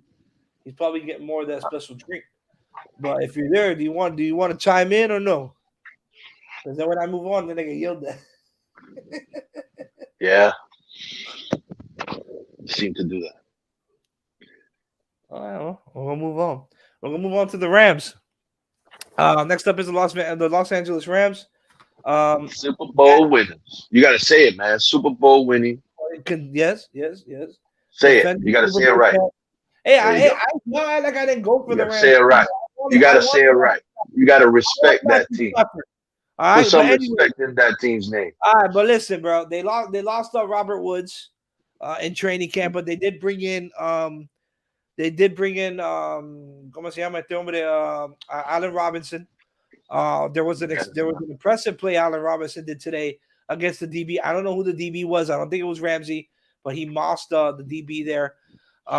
They did start off with some bad news this week. Van Jefferson is out a few weeks after a minor knee surgery. Oh, wow. So that's already to start that off with them. So we'll see how he comes back and when he comes back. They said he's going to be out a few weeks. So hopefully he'll be ready week 1. But if not, they got a plan for that. And with the loss of Rob, with their plan is Odell later on. Yeah. Depending on where teams are, they better not sleep on that. If they want Odell, they better sign him now, because depending on positioning, teams like Baltimore, teams like Green Bay, teams that are wide receiver needy, they're gonna try to come in and take Odell before the Rams can say a word. So if the Rams really want to keep Odell, they better sign him now. Because now there's even rumors that Dallas might come in and snatch him. So I was watching ESPN and they were like, Dallas needs to take him now. So if you want him, you better take him now. Because Odell, when he comes back, he's going to be healthy. When he comes back healthy, you know how he plays. But anyways, Van Jefferson's out. Cam Akers came out and said something this week. Cam Akers said that he's 100% and he can lead this team. Do you feel confident that he can be that starting workhorse back for the Los Angeles Rams? The reason why I'm a little skeptical is, one, he hasn't been healthy. Yeah, I was just gonna say that. I was just gonna say he hasn't shown not being.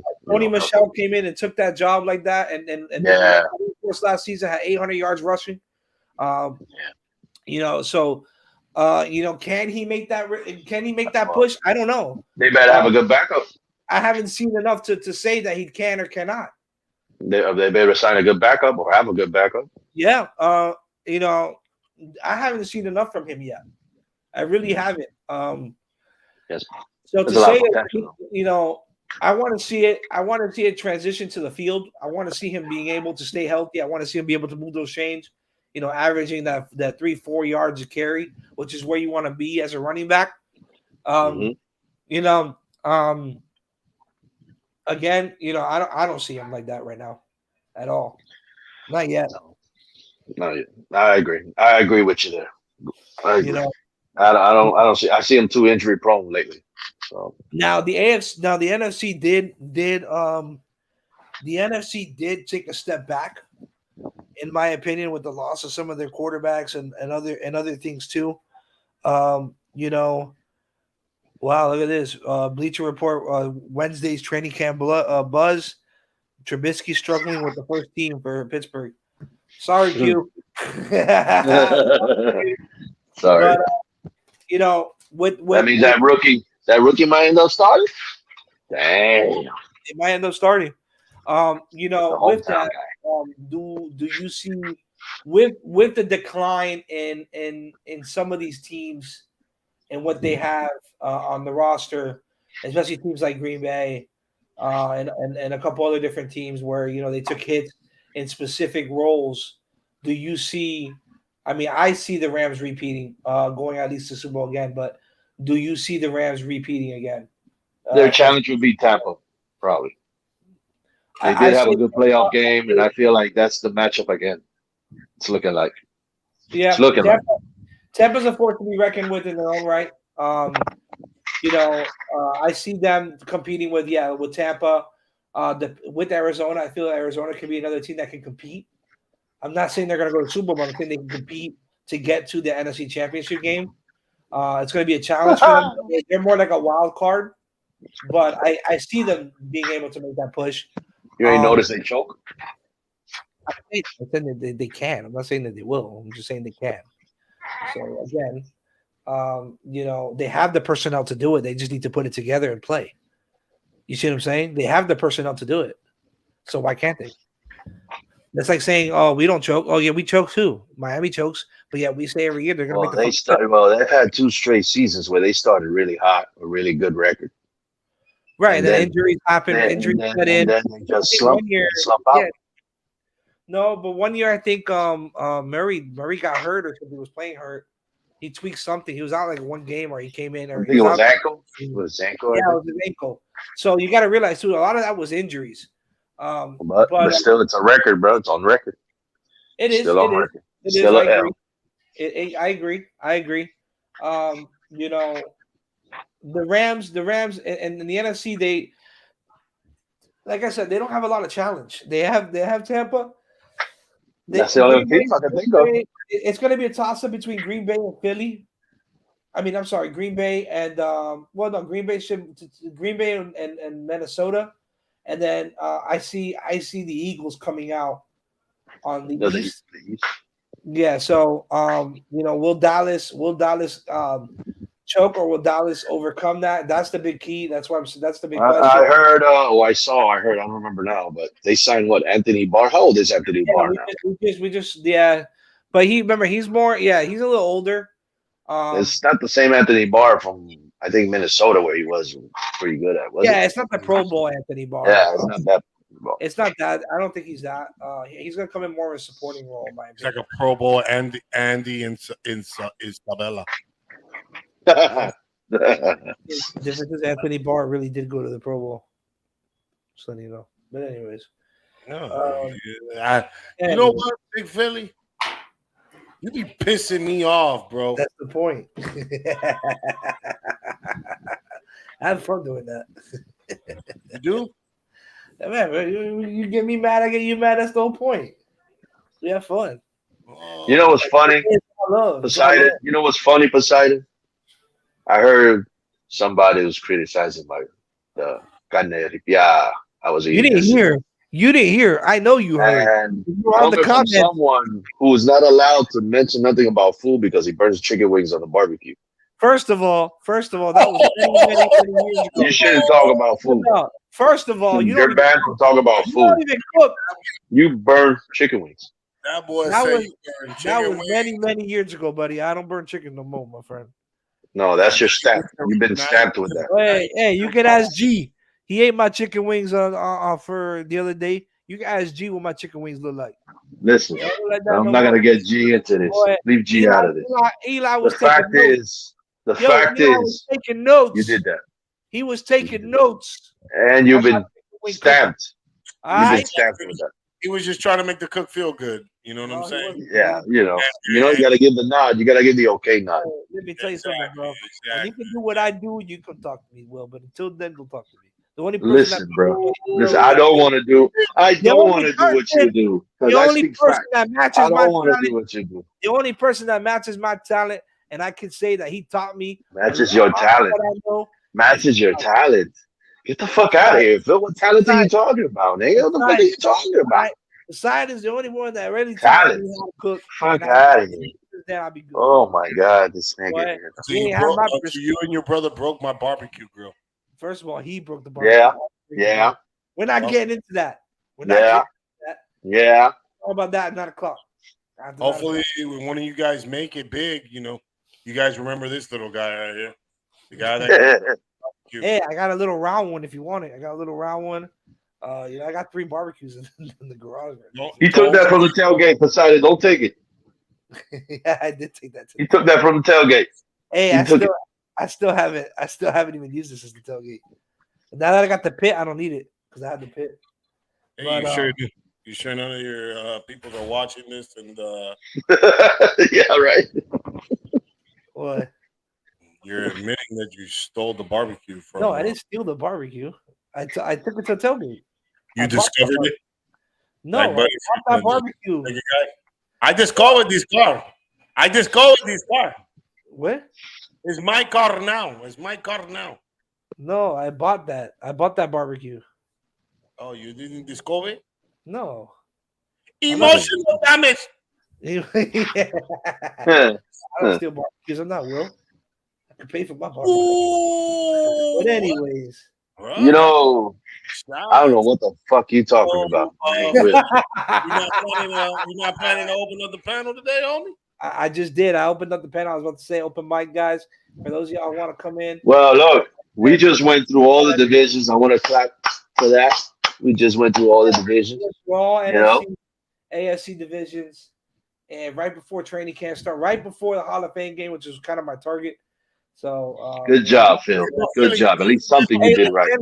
Again, guys, make sure you like and subscribe. Next week, I have to get to confirm the date with Jeff, but next week we will have Jeff Dunning back on the show. He's going to give us some insight on training camp back then in the 80s and 90s. Give us a little insight on how them hot ass times. So that's going to be a lot of fun. He's going to give his insight on what the NFL is right now, bro. Huh? Yeah, it is hot. Well, bro, they didn't have the shit they have now. Well, they didn't protect players the way they protect them now. Yeah. Man. You know, let me welcome Iceman. What's going on, Iceman? What's good? The 80s, bro. Guys, let me call you guys back. I'll talk to you guys. Fins up, guys. Peace. Oh, that boy left already? Damn. No, I was I'm supporting 2 channels right now. Yours and someone else's on Twitter. I'm always out here supporting people. I told y'all. I always stay out here. All right. My bad, but go ahead, y'all. What's good with y'all? What's good? What's good, Bubble? Hey, quick question, man. Philly. Did that thing work? Have you charged it? It's not working, dude. I you said you gave him something from the aftermarket. See, it works. Oh, that's messed up. I was like, it works. Hold up. First of all, I did not say anything about aftermarket. Number 1, number 2, it doesn't connect to my mic. Because my mic, I have like a switchboard here for the mic, and it's those big Ajax. Yeah. So it doesn't go. The wire can't go into the Ajax. No, it can't go into the Ajax. I guess I have to buy a one of those extension adapter. What's those extensions that you connect the mic, a small Ajax to the large one, to get it to work. I'm gonna go try looking for one tomorrow. Does it look like this? Hold on. Wait a second. You said an Ajax? It's so remember the USB connects to an Ajax. Right. So I need the Ajax to be connected to the big one that goes on the big mics. Because my mic is not like it's one of those big mics. Something like this? No, it's gotta look like it's gotta look like one of these but bigger. You see? Oh, you could plug that into the box. I'm telling you, you could plug that into the box. This I can plug in, but this is the one that goes. You gave me, can't plug it into the box. Plug it into your asshole, Phil. Fuck you. This is yours. You didn't hear that, YouTube. What's the difference? So sí cabe ahí. That don't fit, bro. What the fuck? I'm telling you. You gotta go to Amazon and get one of those. Definitely. You gotta get the adapter. You gotta get the adapter. Oh shit! Look at that. It's in this one. I just noticed that. That's cool. Anyway, you fucking retard. I didn't notice that until now. But anyways, this one here doesn't. This one here is like a really big fucking. Because it's cheap. That ain't cheap, bro. Shit was expensive. No, yeah. So all you need is an adapter and you're good. It costs That's like all I $30. gotta do. I'm gonna buy an adapter. That's all I gotta do. But it's charging, right? When you plug it No, into yeah, the, it's lit up right now. It's it's on lit up. right now. Okay, so it's good. All right, cool. Yeah, it's fine. All you It's gotta just- do is get the adapter, and you're good to go. Yeah, exactly. So then hopefully I can sit there until You could just do this to Poseidon when he get, when Poseidon feeling his type of way, you could just go. Yeah, and yeah, yo, they little John. Look I at don't Poseidon. think he want to do that. I hope he Yeah, right. does. the laughter button. Talking about Arizona Cardinals dethroning the Rams. All right. Iceman, you don't think Arizona has a chance to contend against Los Angeles? With the Kyler Murray, you always have a chance. I can never disrespect Kyler Murray like that. I mean, the man is a bad dude, bro. Look at Poseidon's face. Every time somebody Just because D-Hop, Poseidon, don't because D-Hop is not there though, dog. Are you kidding Oh me my right now? They got James Conner. They have Hollywood. They got a good tight end set. I mean, come on, Arizona. they have Beckham Jr. at left tackle. I mean, Beckham Jr. left Remember, tackle. again, Poseidon, we're not saying that they are. We're saying they can. Oh, wait, Poseidon, you're saying that they're going to dethrone the Rams? That's what you're trying I'm to... not saying that. None of us You are saying clearly that. said We're saying, no, I did not. I said, can they? I asked you a question. Oh, can they? No, Can hell they no. dethrone the Rams? There we go. That's No. the answer I was waiting. But they That can was- compete. They can My compete at response- second, like Willie was saying earlier. You guys, they can be at the second spot for sure. But the number That's a one for given, sure though. is- That's a yeah, given the Rams. second. The Rams are gonna just yeah. And me, I That's didn't it, huh? That's Because like me that's taking a all. blind eye and lying to someone saying, "Oh, yo, do you think she's hot? Nah, man, she ugly as hell." But boy, well, look at that badonkey dunk. Oh no, she ugly. That's Yeah, not just how it like is. you eat a chicken wing from Philip, it's like it's good, bro. Same thing. Shallow Hal over here talking about Oh, dethroning the Rams, bro. Wait, Better go somewhere.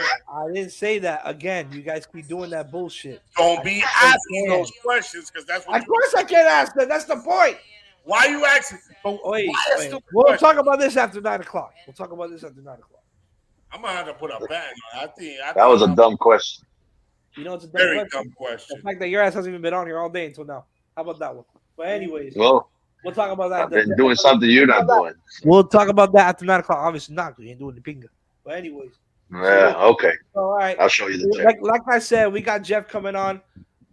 Jeff did mention that he might give us a little something to help. So he has a fundraiser, a nonprofit that supports veterans and first responders. So it's called the Jeff Dunneback Foundation. So he wants to raise awareness. So he's gonna come on the show, talk a little bit about that after we ask our questions. And we're gonna run a small raffle that will probably auction off in the next couple weeks. Where he might the word is I might buy a jersey, but the word is he might be giving us a Trevor Lawrence autograph jersey to auction off. I feel sorry for you. That's so- Trevor Lawrence. He I'm might give us a nice treasure. Nah, that's actually nice. I can't lie. That's That's nice. freaking awesome. It's nice. and that's a nice thing that he's doing. And then the proceeds. It's a nice gesture. It's a nice It's a nice gesture. and the proceeds will go to his foundation to help support veterans. So I can't wait for that show. I'll probably announce it on our Friday show once I confirm with him the dates and I get some questions together along with the rest of the panel to see what we want to ask him, and we'll go from there. So I'll announce the official date on Friday for next week. Well, I want to do it before the first preseason game, and then I want to talk about Dolphins when y'all done with that. I want to talk about that Stephen Ross. well, go ahead. Ross. Go ahead. Go ahead. Finish that All right, announcement. and so then, so lastly, we August 24th we're gonna have on here. We're gonna have a super fan for the Philadelphia Eagles leading up to the Eagles game. We're gonna have the Philly sports guy on our show. He's gonna come on and talk a little bit about the Eagles. We're gonna talk to him about the Dolphins, give us insight on our teams and our fan bases. And that day we'll be raffling off also 3 tickets to the Philadelphia Eagle Dolphins game, section 154, row 30, with the parking pass to one of our subscribers. Now I will remind you guys this: for those of you guys who have subscribed, make sure that you guys have it public, because some of you have it as private, and I can't see who subscribes when it's private. Yo, Vaughn, get up in here, bro. I'm live right now with the So slide. Um, Yeah. so if you can, just go onto our Instagram at Miami Fan Talk. Let me know that you subscribe. That way, I can have a list of subscribers, guys, so I can, make sure that you guys are part of that raffle for the Oakland the Las And Vegas. tell your friends. Well, And tell your friends. Tell your friends and Tell family. your We are friends, growing. man. We're growing Tell pretty your quick. co-workers. Thank you guys for Like the and subscribe. 83 followers. Thank you. I appreciate it. Yeah. Much love to all of you. And for those of you guys watching the show today, thank you guys so much for watching. It was a lot of fun. And at that, I'll leave it at that. So, Iceman, go ahead and talk about what you feel about Stephen Ross. Oh, bro, so straight up, man. Honestly. So when Batman told us the news yesterday, I was kind of shocked at first. And then when I went home and saw the news, I couldn't believe it. I said to myself, and I'm sure a lot of fans, because we've been discussing this throughout the whole day on Twitter. I mean, yo, the fact of the matter is that every time the Dolphins do something good like yesterday with Tua and all these people, and we had a good practice, healthy practice, mind you, we get this crap on us. We were just about in the clear. We were literally in the clear. And all of a sudden, this happens to us. I mean, it's like a never-ending story, bro. It's not just that, really. It's just like a never-ending story with any person we have. They even said it. I agree. Pamela said it. Shout out to her. Every 3 years for the past 20 years, like, think about this, right? After 3 years, we rebuild it and tear it down. Well, this one feels worse, they said, which I agree. Think about the fact that Tua had a good, productive day yesterday. Nothing in the media was slandering us, and all of a sudden we get that. That just destroyed what Tua did as a sudden. No one spoke about how good he was in practice. Now we're just distracted on Stephen Ross, and I just can't believe that the season is literally here now, and this is what we have to talk about for the next 2 more months until October 17th. And that's what I'm trying to say. I want to talk about football. I don't want to talk about the next allegations, but for a fact we're going to be talking about this for the next 2 months. And that's what I'm trying to say, that, and speaking for a lot of fans, that their emotions were high today, and I don't blame them, and I was one of them, due to the fact that we have to suffer again. And remember, like El Capitan said, this reflects on us fans this time. This doesn't reflect on Jack on the team. Because mind you, and there he was right, it comes into politics. It comes into all these situations that Stephen Ross was, like Willie said, dumb. Because he literally played the fiddle and literally did everything under secret, like not Bill Belichick, or Robert Kraft, the cheater, and Bill Belichick, if you want to put him in that category. All of them. All of them cheaters, bro. And we couldn't cheat the right way, like Capitan said. And the fact of the matter is that he's a dumbass. Right. Yeah, he's a dumbass. And now we have to talk about this for the next 2 months, and we're not gonna. Like, we're trying to avoid it, but the media's gonna keep doing it to us. And he's gonna say it's gonna be, this is how we're gonna divide each other again. When the season comes, everyone is gonna be bashing on each other due to the fact what Steven did. Some fans are saying we're winning. Some fans are going to say, yeah, it doesn't matter, though. We still got no draft pick. We have to pay 1.5 mil. Stephen Ross, we get it. He paid that money. But like El Capitan said, it's us, the fools, the fans, that are paying for this controversy every single time. Season ticket holders as a must. They're always paying this money. And what do we get in return? The same mediocre stuff, meaning this. And it needs to stop, man. It needs to leave us alone. But they're not gonna, dude. They're not. So Stephen Ross doing this makes it even worse. He needs to sell the team like we've been discussing.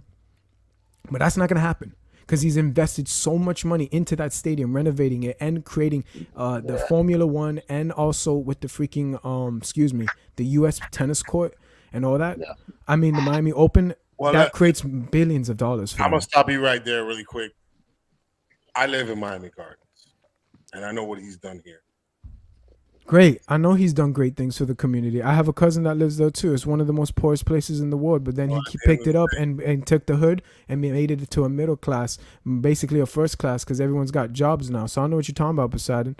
But the problem is that we're talking about the fans right now. We ain't talking about the community. Fantastic. He created jobs. We all understand that he created jobs, and he built that community to Miami Gardens to what it is today.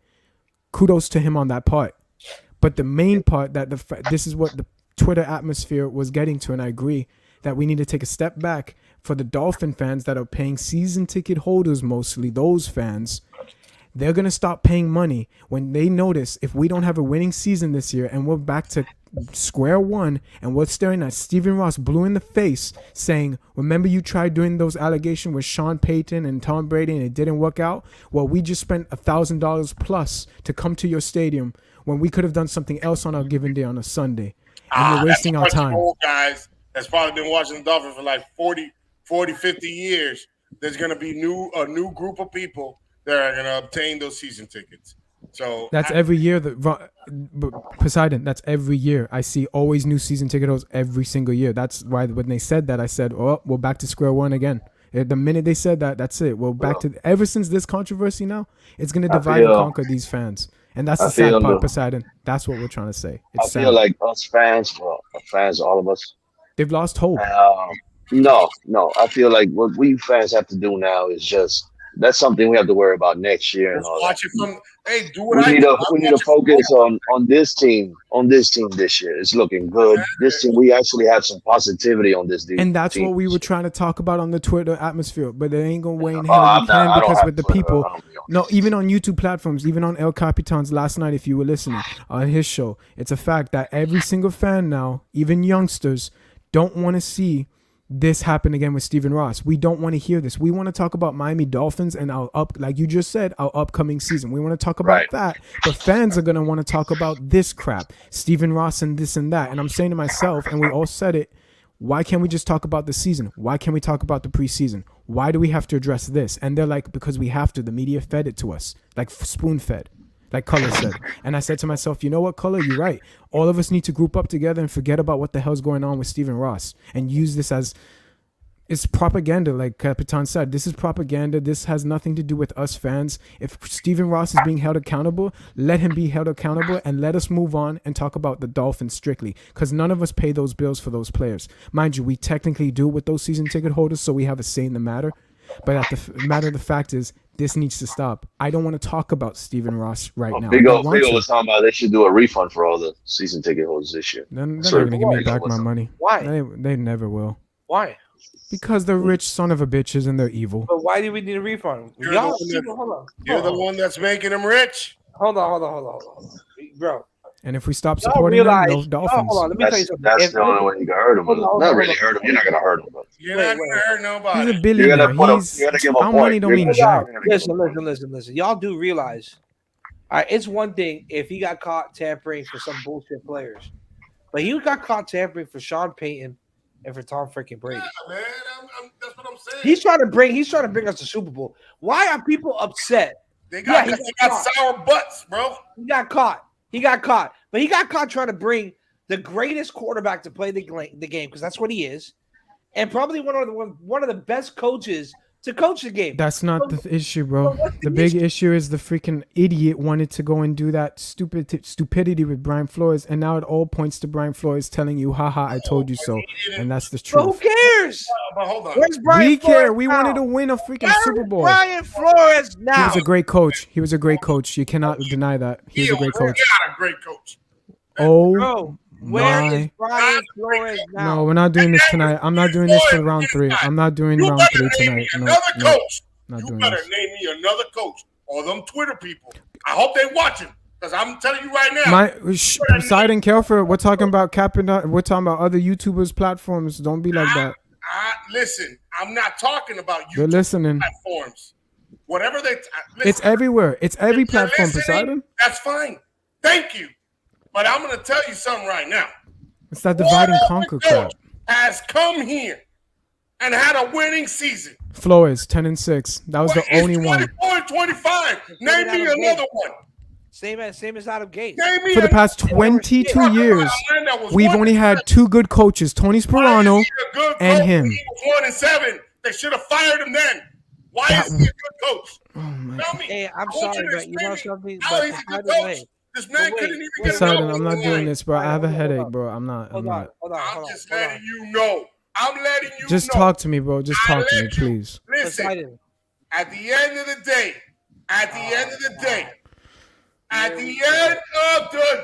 just talk to me, bro. listen, Again. Well, But when you come with the nonsense, I gotta let you know. I gotta feed you the knowledge.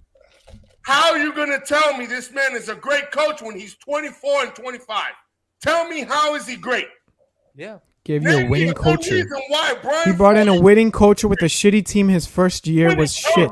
Look at the team that he had, and look what he did. And remember the the team went on a run without him. The team went on a run without him.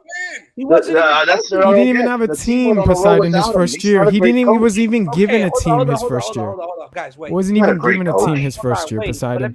And look what he did. Hold on, Iceman. What did You he have do? to realize. He went Hold 5 on. and 11. Hold on, bro. Hold on. Iceman. No. Iceman. 5 and 11. Iceman.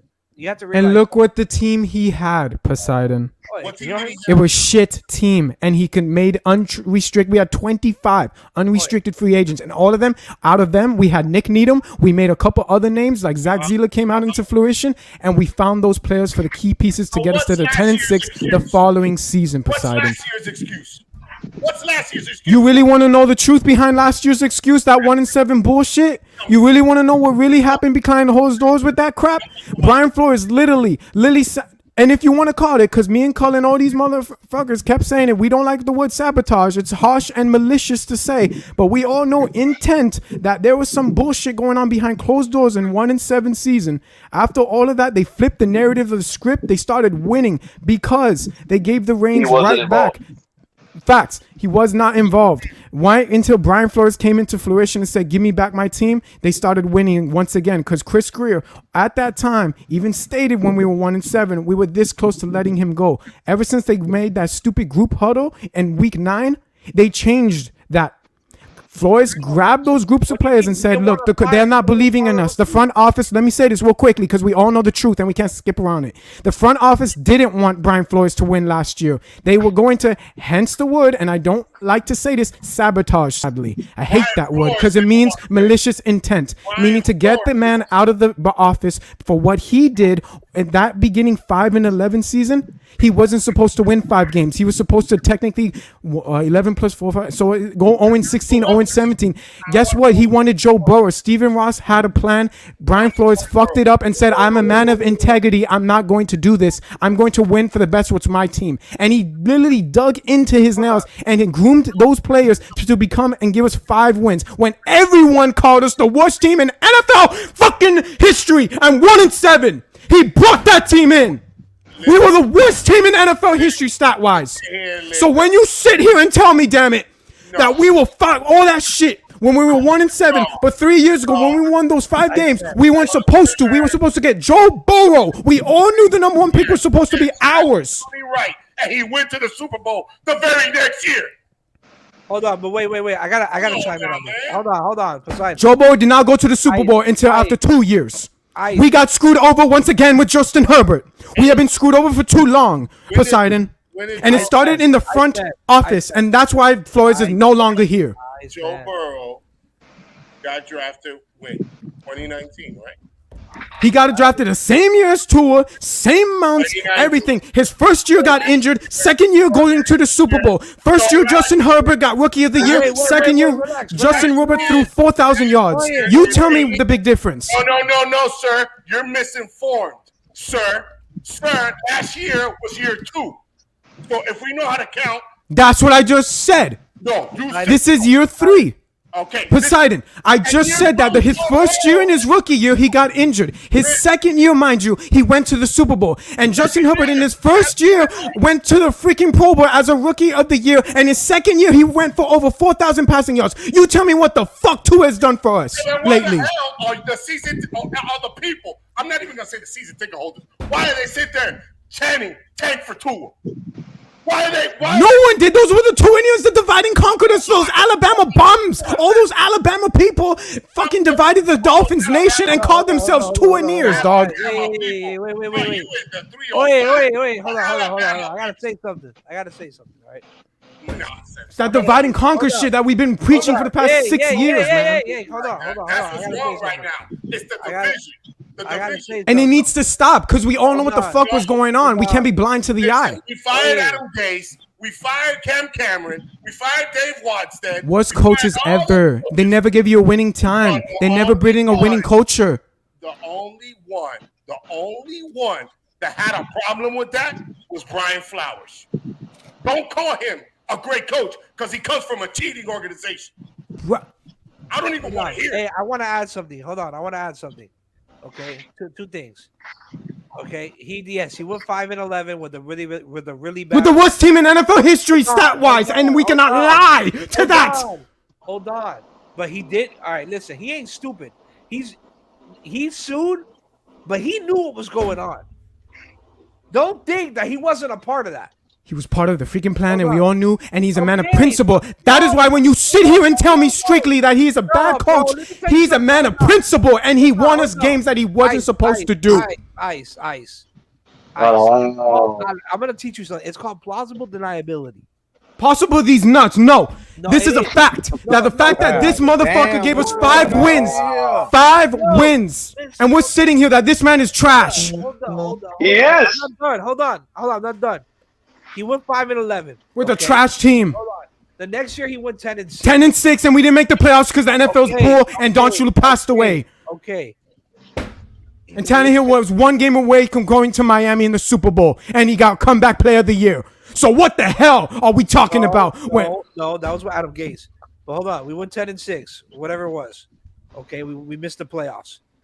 Last year we were supposed to do a lot more than what we did last year. Why are we talking about the Dolphins Hold on. again? Well, Because we're not talking about the Steelers or whatever. We're talking about this right now. That this shit is so fucking real. That is ridiculous. Now we're back to square one again. hey, It's ridiculous. we're We shouldn't even be here. We shouldn't even be talking about this crap. Why are we back to square one? We lost 1 first-round pick that we had 2 of. Everybody's over. That's not rich. That's not rich. That's not rich. That's not rich draft picks. No, that's not. We have to suffer because Brian Flores ain't here anymore, and we're still suffering. Who cares?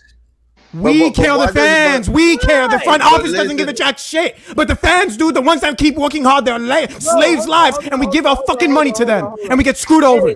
Let me ask you. Listen, though. Listen. Wait. Did Brian Flores draft Javon Holland or did Chris Greer did?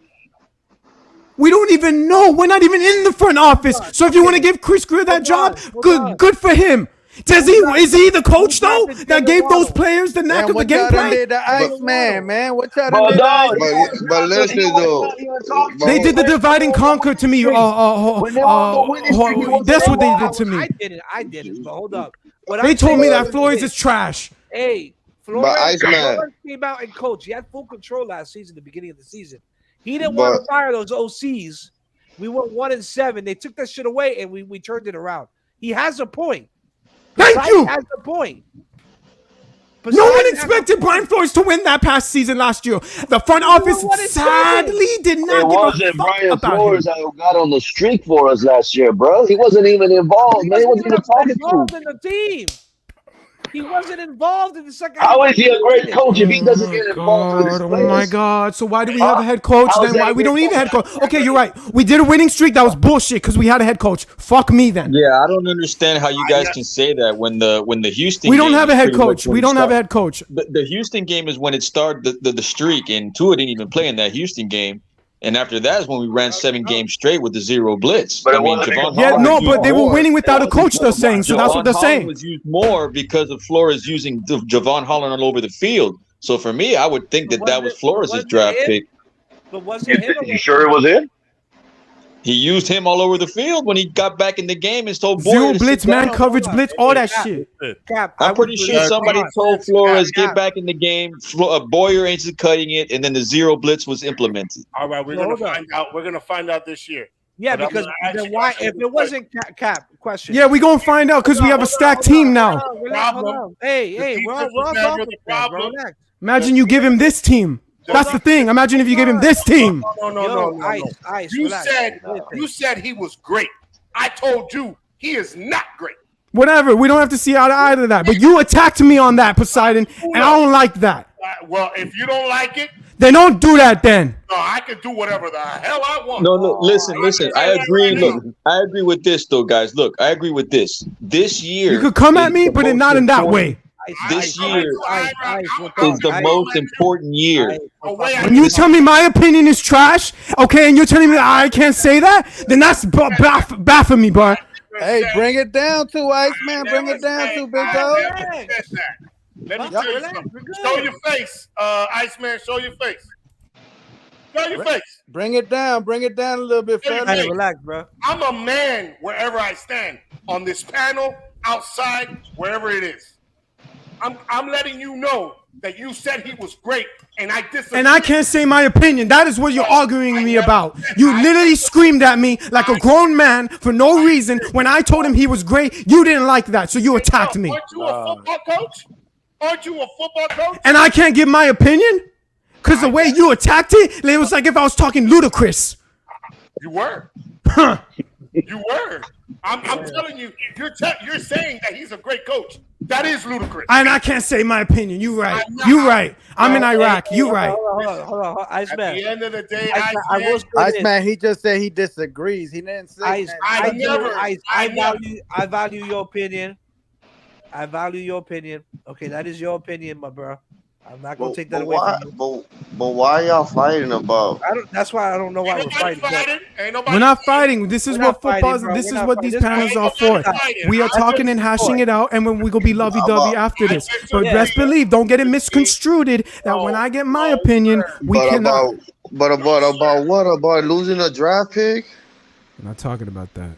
No, it's about starting over in the aspect. If we don't win this year, guys, and everything that's being said with Ross trying to sell this team, imagine if he sells the team. Then we have to have a new GM, a new coach, most likely, and then Tua is going to be suspect again for not making the playoffs. But this year is the most important year ever in Miami Dolphin history, man. But we're sitting here talking about stupid Ross, and that's what we're doing. We're talking about Ross for some reason. This is stupid. Listen, even if y'all have a losing season, he's still going to win out because he's going to sell the team more than what he bought it for. How's that helping us, though? How's that helping us, dog? It doesn't help us. We're the fans. This is why we were trying to tell Poseidon that affects us. But at the end of the day, listen. At the end of the day, if y'all have a winning season this season, like y'all supposedly supposed to have, then y'all won't have a good draft pick, anyways. I disagreed. Listen, that's true. There's going to be a lot. So what the fuck does it matter? There's gonna be a lot. And if Tua is that guy, it might not matter to you because you're not a Dolphins fan, but at the same time, you can understand where we're coming from, bro. Because we've been. This is a special year, like Cap said. This is a special year. If we were back to square one, like Cap said, we are screwed. Why would you be back? But why would you be because back? Because we're not supposed to be in the situation. But hold on, but Iceman, hold on. Time out. Iceman, you the first one coming out here saying they're gonna go undefeated. So why are you not having? Hey, I'm gonna say this one at a time, and no yelling. That's it. Yeah, we're all Dolphins fans. I had to mute one at a time, and no yelling. All right. Well, I'm gonna unmute, and Iceman, I'm gonna unmute. But what I'm trying to say is, you the one coming out here saying the Dolphins gonna have a winning season. They're gonna go undefeated. We're not talking about that, bro. We're talking about something else, though, okay? So let me tell you this real quickly before you go in. We were talking about something about Brian Flores. We wouldn't be in this situation if none of this crap in the past, 2 years ago, all these allegations, all this beautiful, hence the word, all this crap, okay? We wouldn't be talking about it right now. And now it's coming back to haunt us as us fans. I'm not talking about the front office. They don't care about us. But what is it that is haunting you right now? What's haunting us is that what Cap said. I don't want to go back to square one again and say, okay, Ross, you gave us a shitty year. But why do you feel that way if you feel confident about your team this year? That's what I'm trying to get to your head. The team, dog. It is the owner that is getting to us, dog, that we cannot do this anymore as season ticket holders. You might not know this, but we spend over thousands of dollars a year to go to that beautiful stadium, okay? That money that he used to renovate that stadium, that was us. The Super Bowl he hosted, that was us. The fact that he's been screwing us over for so many centuries now, they get a lot of TV we can't do this anymore. The fact that these allegations came out yesterday, wait, let me say this and then you got this piece and I'm done. Yesterday when we heard this crap come out, we didn't need it because yesterday for the first time ever, Tua Tagovailoa actually had a decent B+ solid grade on training camp for the first time in his career. Okay, they took that away from us immediately because that's what Dolphin fans are. We like to talk about football and Tua. We don't want to talk about Stephen Ross. But when we had to hear Stephen Ross come out with this crap yesterday, it destroyed all fans saying, why are we back to this again? Why do we have to deal with this? The season's about to start. We don't want to hear this. And that is what's been doing it. You don't have to do it. But We lost our first pick. We lost our first and third. But listen, I understand that. But like I just said, we're going in a different route. Yeah, because we were talking about Flores. So I said he was good, great coach with a shit team.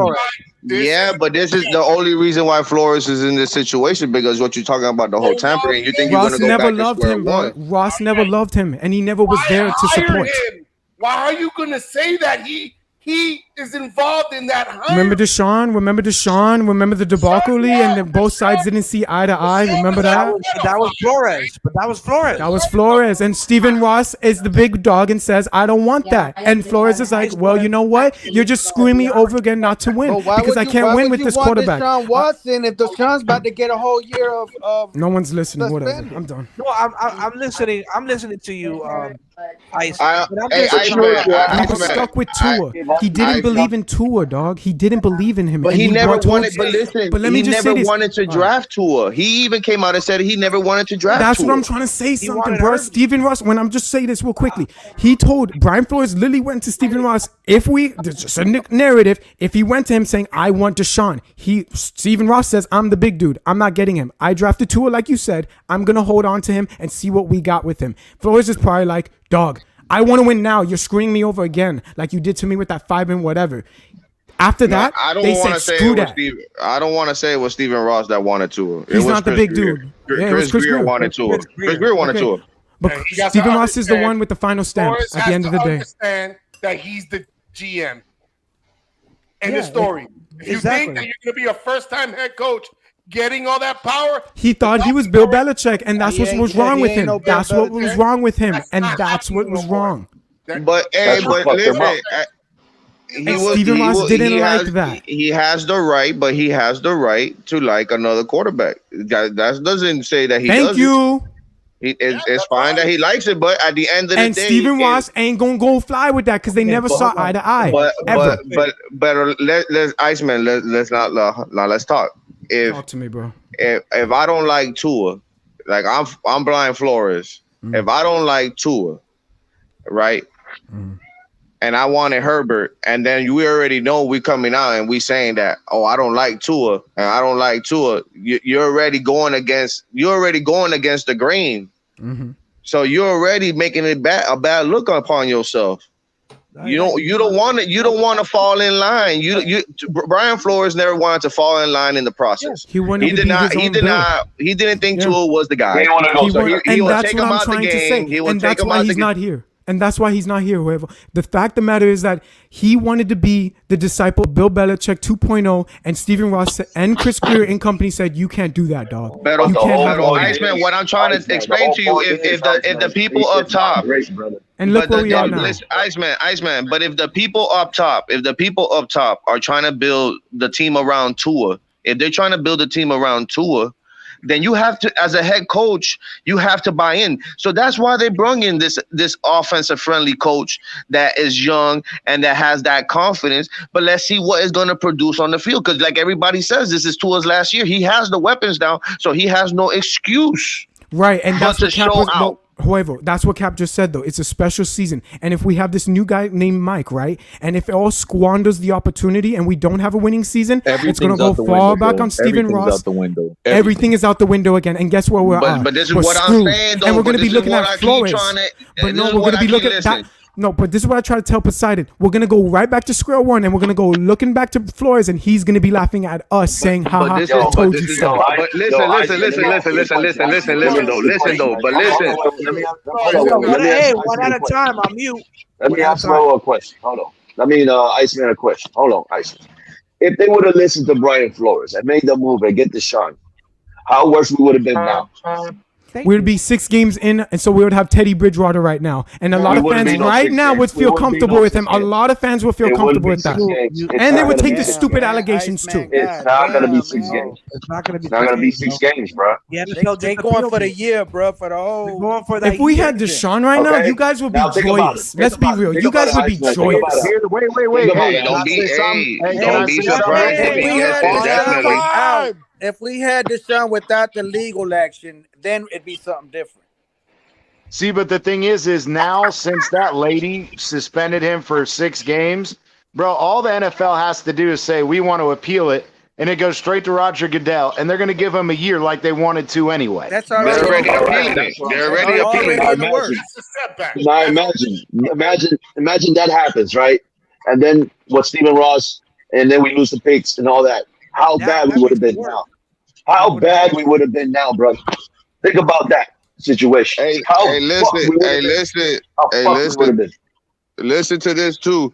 Now, if Roger Goodell has the power now, so how long do you suspend them for? Because if you suspend them for 10 games, it's probably still not enough. They're already talking about a year. But even if you suspend them for a year, you think it's the same? You think it's a fair punishment that compared to what Calvin Ridley got? That he got a year for gambling? No, that shit. See, but the thing is the other thing that the NFL said is they were also, and this is just again rumor, is they're going to give him a full year suspension, but they were also going to indefinitely suspend him after that until he proves to them that they don't have to worry about that shit no more. Yeah, because so then right there,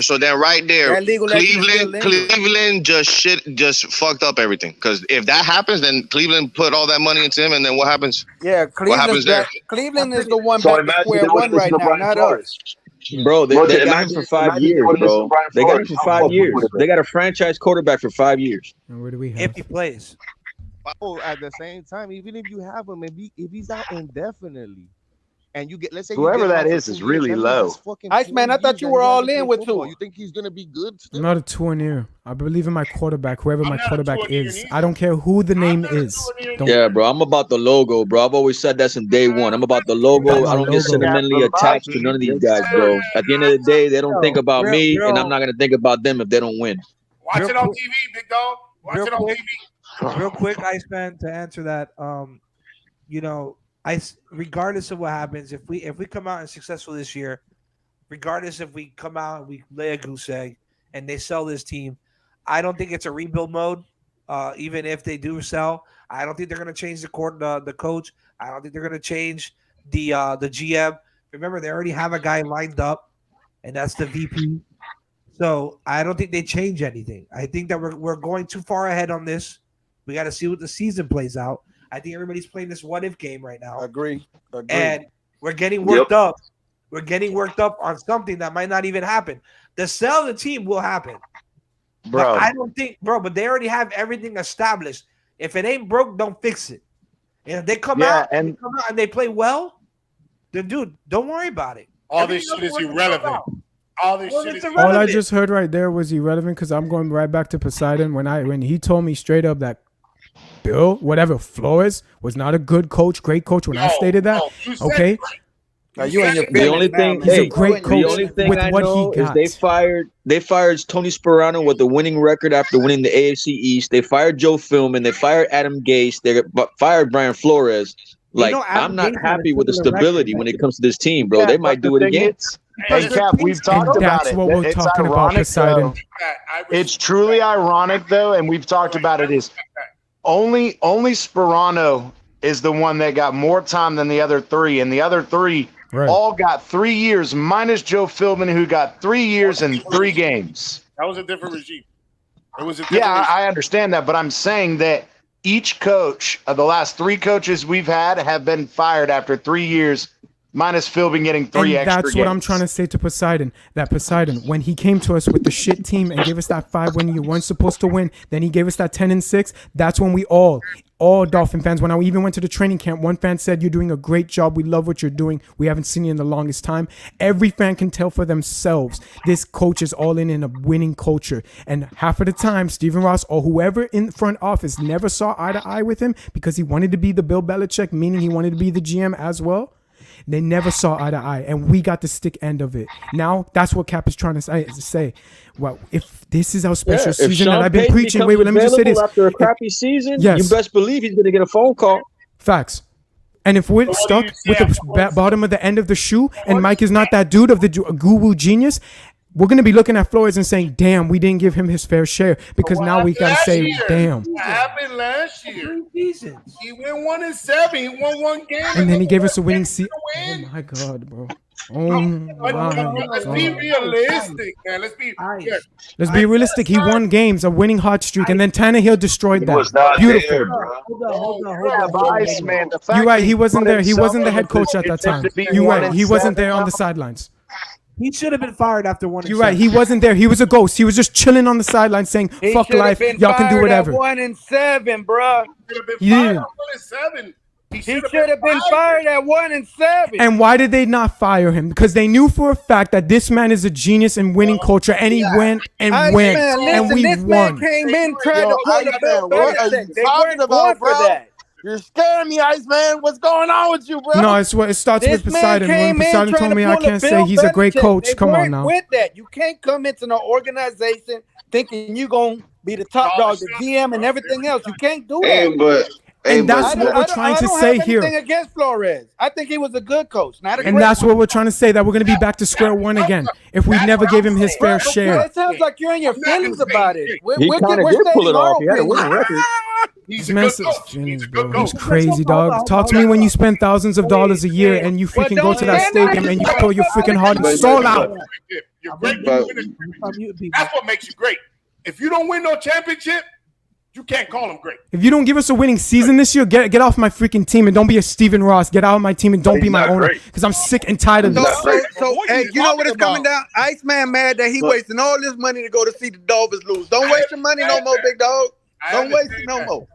Watch it on TV. Watch it on TV. I stopped being fan. Hey, I stopped tickets for a couple years ago. But what I'm still trying to understand. Iceman, you the one that got them going undefeated this year. So why are you so salty right now? No. That was Demontria.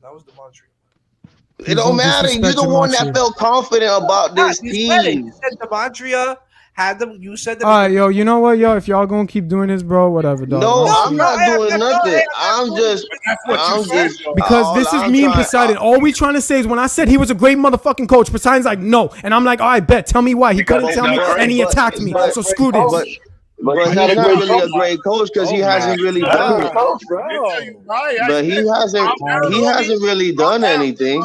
I understand that you're a season ticket holder. It's not just that. If you're a fan of any football game ever, and even if you play FIFA, dog, you can tell for a fact that this man right here put his freaking heart and soul that a lot of people never gave him the credit for, and the fact that he only had a shitty team his first year, and with little, he gave us that, and he wasn't supposed to win. Super Bowl with the Patriots, though. We went. But he always had.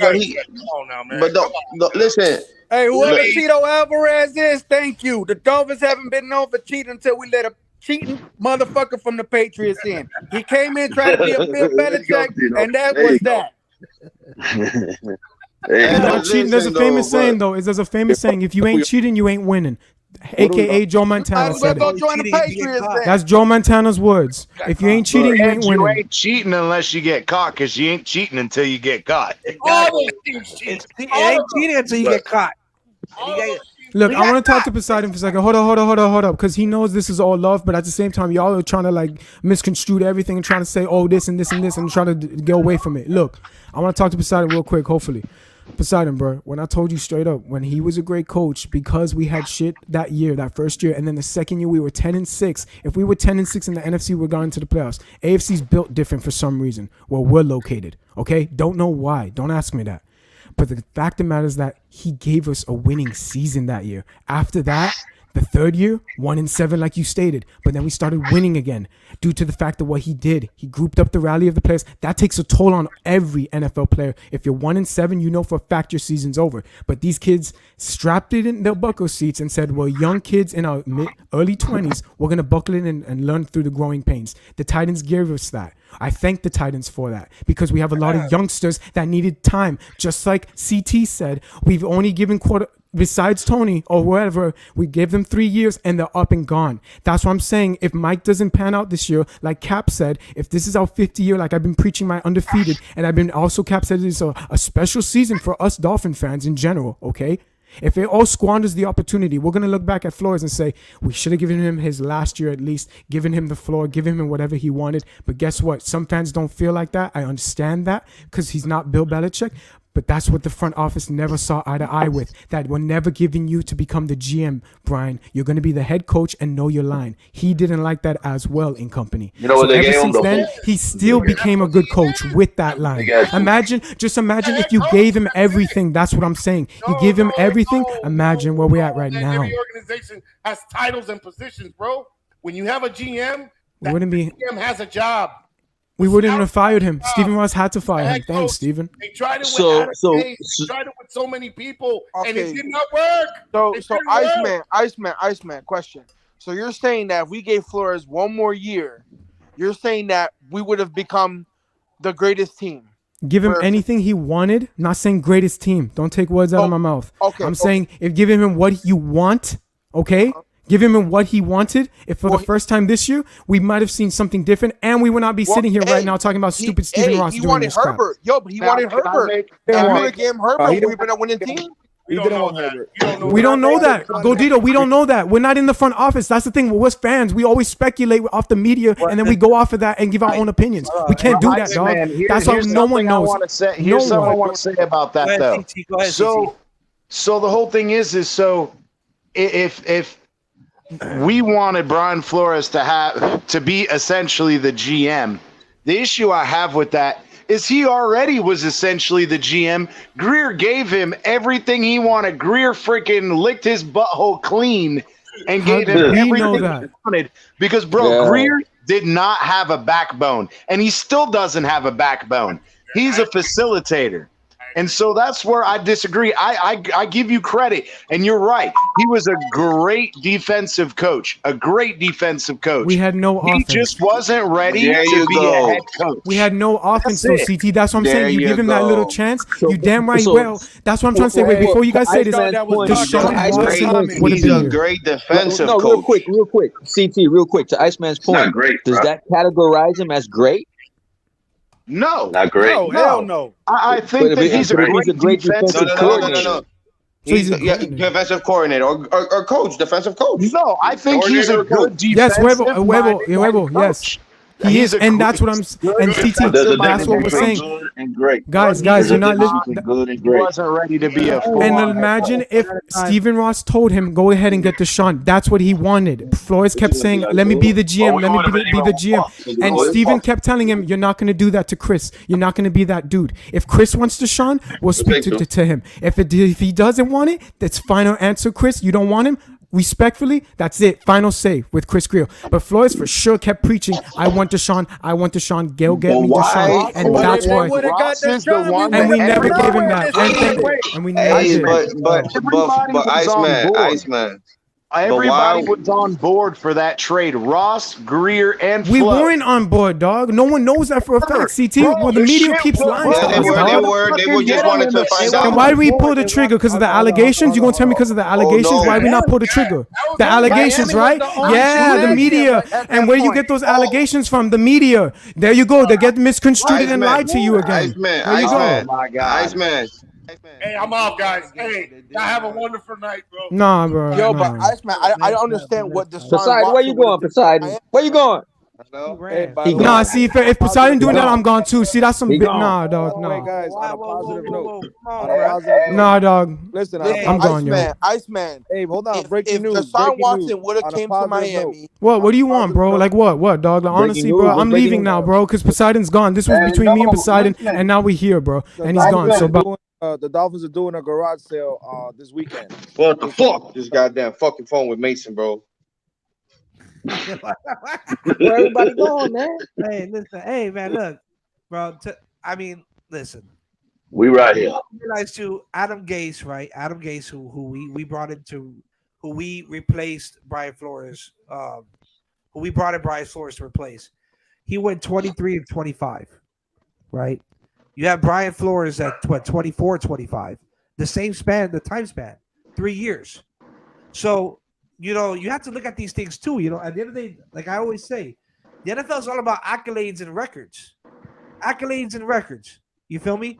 So why keep a guy? You already know that he had his thing against what they were doing in the front office. He was already against the quarterback that he drafted, or was part of drafting. So if you already have a coach that's not willing to coach the talent that you're bringing in, then is he the right fit? No. So then There you why go. are we arguing about this?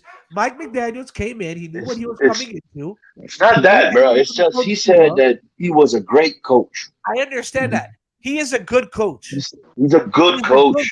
Maybe, yeah, But defensively. at the same time, what you got to understand too is that Not great. it's not even He that. won a Super Bowl with that defense in New England. Hold on, I understand. It wasn't him, man. That wasn't him, Hold bro. on. That's not I him. understand that. It is about accolades, like I said. But you have to understand something. Look at the situation he would have put us into if we would have traded for Watson. Yeah. That's what I was saying earlier. Look But at the the thing is, situation. We would where not I have have the hold issue on. though. We would not have If you would have listened to him, we would have been in some deep shit. Dog, we would have been in some real deep shit right we now. would not have Tyreek because we wouldn't have been able to afford him. No. Okay. Who else? We would not have Trent Armstead because we wouldn't have been able to afford him. We wouldn't have the three-headed monsters and running backs because we wouldn't be able to afford them. So look at the situation. We wouldn't have Tyreek. We wouldn't be able to afford him. That's what I'm saying. Yeah. So what is the problem? Like, I don't get it. Yes, we lost the first round pick with Stephen Ross. That's They fine. Okay, we they have another wanted first him, round but they wanted to see where everything was gonna play out first. Yeah, they weren't going to make the move because they wanted to make sure what the allegations look like and all that shit. The allegations did. Now he's gonna be suspended indefinitely because it's gonna be up to Roger Miguel, and we probably won't see him for at least 2 seasons. So the joke's on Cleveland. The joke's on Yeah. Brian Flores because look what he would have done. Yes, he sued us. Yes, he brought all this stuff up to light. But at the end of the day, everybody does it. We just got caught. You know what the funny thing about this whole thing is, though, is I thought it was very telling, exactly word for word, the way Goodell, when he had that press conference about it, he said, and he didn't specifically say only about tampering. He said, this is what we found in our investigation of the Miami Dolphins breaching the integrity of the game. So Yeah. that means at this point, the tanking shit's done and over with. They can't prove shit. So that's done and over with. And I think the reason that we got the first round pick taken versus Spygate and all that, where they had, a first and a fifth and whatever, I think the reason that we got hit with the first and the third was because they're like, look, you probably did some fucked up shit with the tanking, but we can't prove it. So and We're the gonna fact get you that on we that can shit. prove that you tampered, the tampering penalties from the ones that they had given out is normally a fourth or a fifth round pick, no first rounders. So I think that Goodell kind of used the tampering because he specifically said, oh, I've never seen a team do it for 2 years in a row and blah, blah. Nah, horseshit. He didn't give a fuck about the tampering. He was trying to punish us for the tanking shit. Well, he was trying to Without cover up the saying to the world, we're punishing him for the tanking shit. Yeah. I agree. I Exactly agree. what That point. I'm with And you you on know that what? point. And you know what? I'm with- And it I'm was a with you on that message. It was a message for other teams that are like, even like I was saying, like I thought Seattle. We're gonna be looking at this. That's what they're telling the other team. Exactly. Now we're gonna be Jacksonville looking got at away with it. Jacksonville did it for years. They Oh, got away yeah. with that. So again, we just got caught. And as for us selling the team and being in the same situation in a rebuttal situation. I don't feel that we're going to be in that situation. And then even if we did sell the team, we have a decent. Chris Greer is a lot of things, but that man knows how to draft. Offensive lineman, I don't know about that, but every other position that he has drafted, You might have to hire somebody for that one. he has hit. You can't say that. Javon Holland, he hit big. Hell yeah. Okay, Jalen Waddle, he hit big. Jalen Phillips, he hit big. So we haven't had that. What did Jeff Ireland bring to us? Ni pinga. So yeah, but even Ireland and fucking Tannenbaum suck donkey dick. That motherfucker, I can't stand He is a lot better GM than those two guys, and those two guys got a lot more time here in Miami than he did. And well, that's because Ross always fucked up. And this is where, you know, I'm glad he'll put all his money, you know, put the money on the line and whatever and blah, blah, blah. But the fact that he had a personal relationship with both Ireland and Tannenbaum prior to that through his other businesses. So he's had these guys around for a long time and whatever.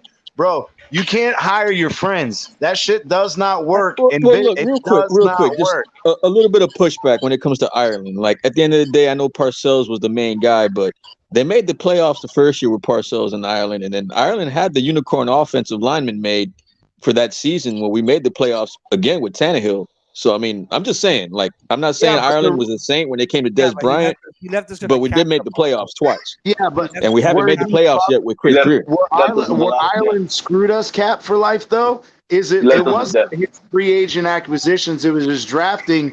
And then when he signed these big name guys and they fell flat on their faces when he freaking overpaid but we still made the playoffs. All that money. We made the playoffs. Yeah, but Chris Greer still hasn't made the playoffs. You know how long it took us to get that camp back? Yeah, but why are we going backwards, though? I'm just saying. Like, if we're going to be fair, let's be fair. If we're going to be objective, let's be objective. Right. I mean, if you look at Tannenbaum's and Ireland's drafts, when they took over, they only hit out of all those years, they probably hit only 4 or 5 players. Out of years, we went over this, I think, on our first and second episode, where we went one by one. And Rashad Jones, Mike Pouncey, I think Jeremiah Bell, and some other player. Those were the only ones done, not Jeremiah. It was somebody else. They only Tannehill, but yeah, Tannehill. Oh, come on. They didn't hit on Tannehill. No, he had to wait for Tannehill. If Calais Campbell didn't knock him out, CT, we would have gotten farther. I love Tannehill, right? That's my boy. But, okay, what I will say is, you know, again, when we drafted Tua, I was up and down. I wanted that offensive tackle, the Samoa guy that's in Detroit. That's what I wanted. That's who I wanted. I wanted them to retain Tannehill for one more year, and I wanted him to bring in a tackle to solidify that offensive line and give him another chance. I think that's where the PTSD comes from, Big Philly. I think that's where the PTSD comes from. I know. So, but it's okay. We moved on. That's fine. We're our offensive line. They're working on it. Well, hopefully the pieces that they brought in are good. We'll see. We brought in some running backs. 2022, bro. Yeah, so it's 2022. It's a whole new year. I ain't worried about what is from the future. That's what I was saying earlier. I was saying we just, as fans, just focus on this season. It's looking positive. It's looking nice. Why y'all worried about? I'm not going to worry about that. Hey, listen. It doesn't matter because if we hit this year, those picks wouldn't matter. Listen, bro. For the first time, hey, man, for the first time in like 6 years, we have better wide receivers than the Green Bay Packers. Yeah, bro. Yeah. You'll see what my Packers gonna do. Don't worry about the Packers. You worried about the wrong thing, bro. Worry about y'all shit that y'all got going on with y'all. Don't worry, bro. We got you. I ain't worried about that, man. I've been telling y'all this, bro. Wait till freaking we see, especially I wouldn't doubt us going 7-0, 8-0, and everybody. Now let me say why. And here's why, because Batman knows I talked to, I know Batman. I talked to Cap too. I have a friend of mine whose dad is a former college coach, head coach. And we were talking one day, and I was like, oh, whatever, let me get your dad's number. And I was talking to his dad, and I was bringing up Mike McDaniels. He's a huge Dolphins fan too. And he was like, man, I'm telling you, watch this offense come out the gate blazing. And he was like, again, you guys, don't think about it. And I didn't really either until we had this conversation. He was like, I can tell you from personal experience. Yep, he's coming from Mike Shanahan's, system. But don't get that shit twisted, because these guys hold on to plays, especially offensive guys. They have these cards, these aces up their sleeve for years, waiting for them to become a head coach so they can bring this shit out. Bro, I know that. What happened with Adam Gase? What happened with Adam Gase? Sean McVay, Cliff Kingsbury. I can go on and on and on. These offensive guys that first year, it took them about 8-9 games to figure out what the fuck these guys were doing. And the entire time, they were freaking burning through teams left and right because teams had no idea what was coming. That first year, we had a really. But you gotta have the people in the right places to do it. So, like I said, and I'm gonna keep saying this, I'm not discrediting you guys, but Tua better be the answer. Yeah, that's all I gotta say about that, because he has everything he needs. Now, if the offensive line don't hold up, the receivers ain't gonna be able to do shit. Yep. So I'm gonna say this. I'm gonna say this. I'm gonna keep saying it. Tua gotta prove himself this year. That's it. It's the pieces are there for him to prove it. If he does not do it, then you guys know that he's not your future. That's it. That's cool. At the end of the day, that is not Brian Flores' fault. Nope. That is Chris Greer's fault. He's the one that drafted that. So, hey, all I'm saying, Tua better ball out because he has the players. And when y'all keep talking about Aaron Rodgers, I keep telling you about Aaron Rodgers and the Green Bay Packers, bro. We don't need to have star receivers because we make them. We make names out of them. When you got Aaron Rodgers. We make names. Just know that. Okay. Did you know about Devontae Adams before he came out? Did you know about him? Did you know about him when he came out of college? Did you know about him? But I got a little pushback on that, though. Did you know about Jordy Nelson? But hey, let me ask you this, though. And I see what you're trying to say, but let me ask you this. Why is it that Aaron Rodgers was always bitching every offseason that he wanted another wide receiver? So I'm just saying. Because at the end of the day, it's true. You cannot focus on one receiver. You can't just focus on one receiver. You can't focus on it. You got to give him another. You got to give him somebody else. I'm glad that we understand. The thing I understand. Listen, I want you guys to understand that he wanted a first round or a second round receiver because those type of receivers that you draft in the first or second round, those are guys that you could probably plug in first season and they could be productive. Yeah, when but you just draft like, a third, when you draft a third or Aaron fourth, Rodgers makes the wide receiver. Well, why isn't he making 5 of them? Come on, man! It's about the talent of the receiver. Okay, so let's go back to history. Did he not make Jordy Nelson? Did he not make Greg Jennings? Did he not make James Jones? Did he not make those receivers? Greg Jennings was already established. Granted, he didn't have the From where? Where he was established? Because he got drafted by Green Bay. Yes, he got drafted by Green Bay. So where was he established? He didn't play his first year. He wasn't starting. Because you know what Green Bay does? Because Green Bay develops wide receivers. That's what they do. I agree. I'm not saying they don't. Every team develops wide receivers. The issue is again, how many? Not every. And what quality? That's the problem. Because again, so what is okay? So then tell me, we had Rondé Gadsden and Chris Chambers and all these guys we drafted and brought up. But the problem is as great as they were for us, as far as the NFL and overall wide receiver, comparatively, they weren't even in the top 10, 5 at their position. The problem is that's where you have to draft the talent that you can then bring along. But that's my whole point is Aaron Rodgers wanted something more because he's like, look, I can make these guys wide receivers, but they're limited talent-wise, so I can only make them so good. This is what I do for a living, is I take talented people and untalented people and make them better. But you make the talented people that much better because they have the physical gifts and talent. But okay, so I understand that. So do you blame Aaron Rodgers for saying that he wanted more say into the team if he's gonna put his all into the team? Do you blame him for saying that he wanted another receiver? I was just disputing the point that you had made, and it was just funny. I was trying to be a smartass, and it was funny as shit. Is again, you were making the point that he does make wide receivers, but he's not going to make. Again, if Davante Adams didn't have the talent coming in, now Aaron Rodgers helped him develop into a great wide receiver. But I can see where he's coming from. He wants more talent to get more out of his wide receivers. Yeah, because it'll make his life a little bit more easier. It'll make his life a little bit more easier if he had two Davante Adams.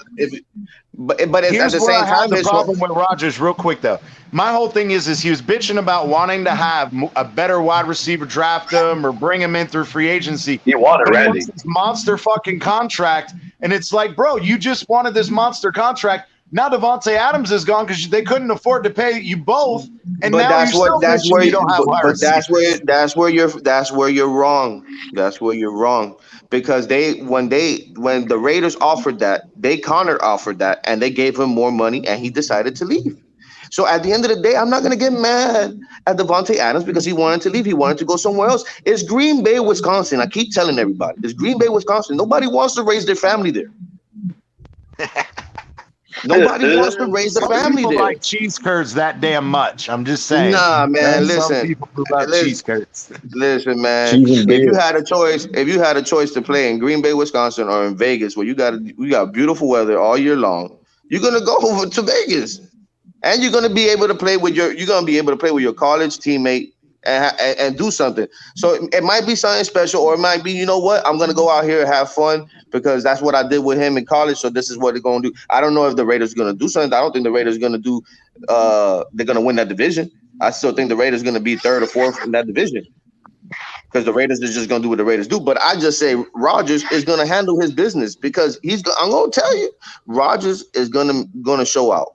And he's gonna tell everybody, listen, I'm not the 2-time MVP for no fucking reason. Davante Adams did not make me an MVP. And I'm not taking anything away from Davante Adams. Davante Adams is a great receiver. He is a great receiver. He runs the best route. He has the best footwork. He runs the best route. I'm not gonna knock that.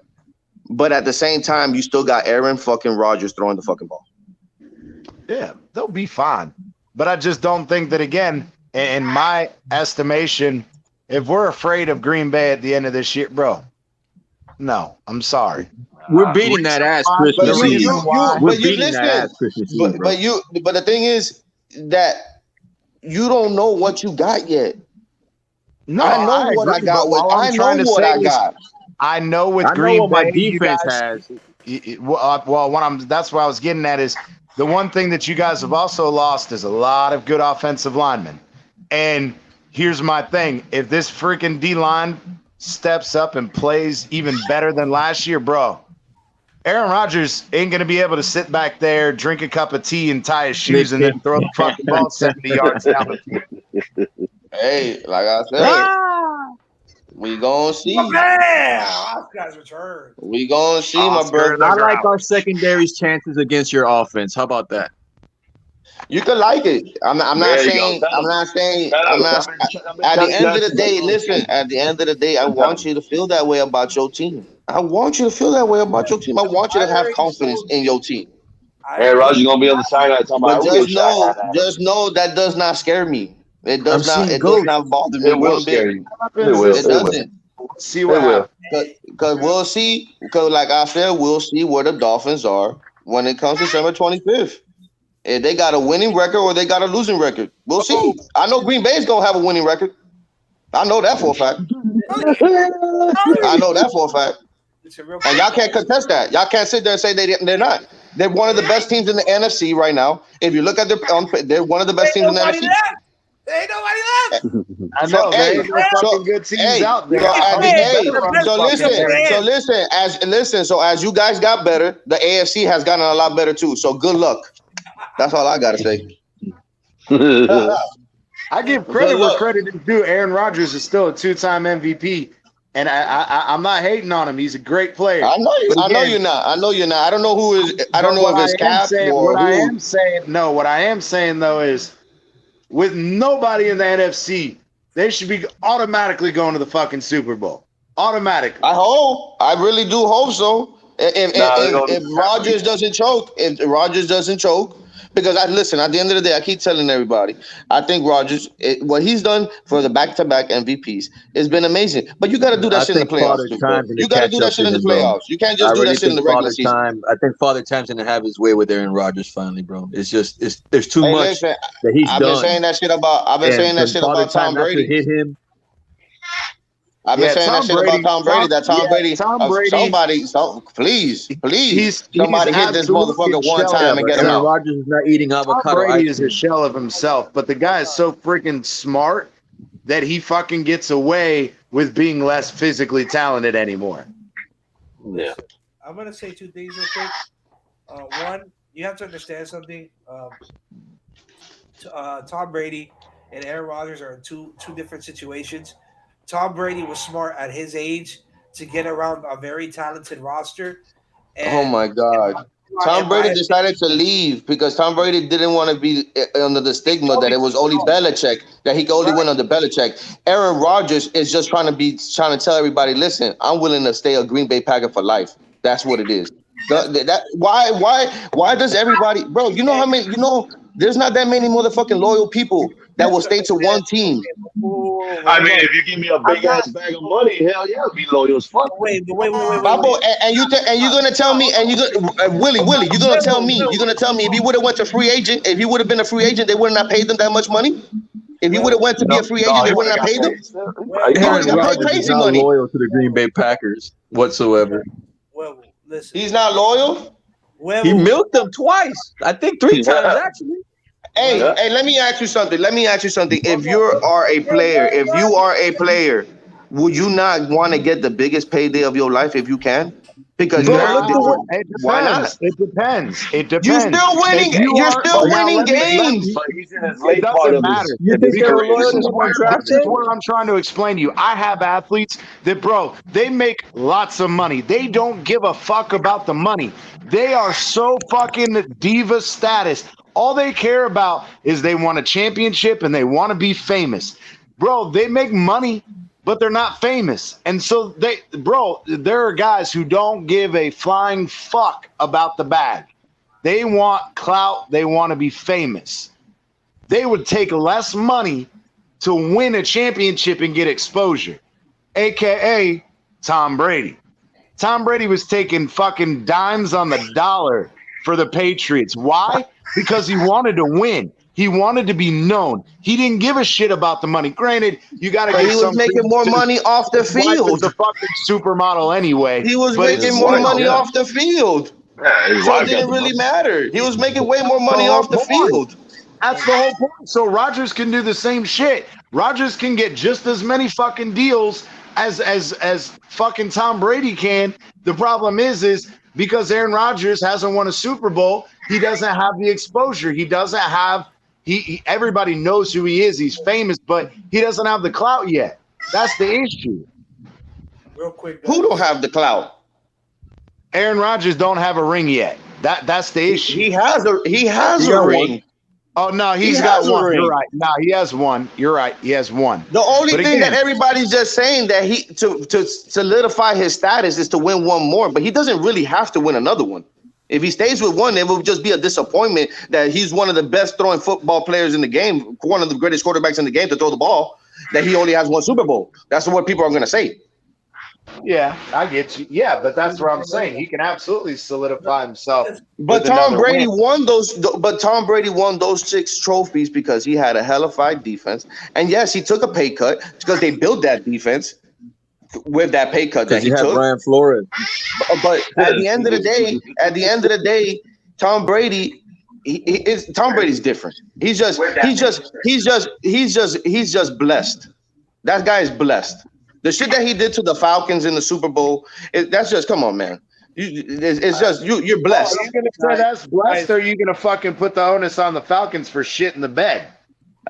Listen, man, I don't know what the fuck happened there. That was Brian Flores' Last year, he almost beat the Rams with all that shit. The Rams were blowing the shit out the water. They were blowing them out the water, and apparently Tom Brady almost came back and won the fucking game. I don't know how it happened. I don't know how it happened. Brian Flores was not the fucking defensive, quote unquote, defensive coordinator. Yeah, he was when they played the fucking Falcons. Now, when they played the Falcons, he was only the named officially the defensive coordinator for his last year with Belichick before he moved over to us.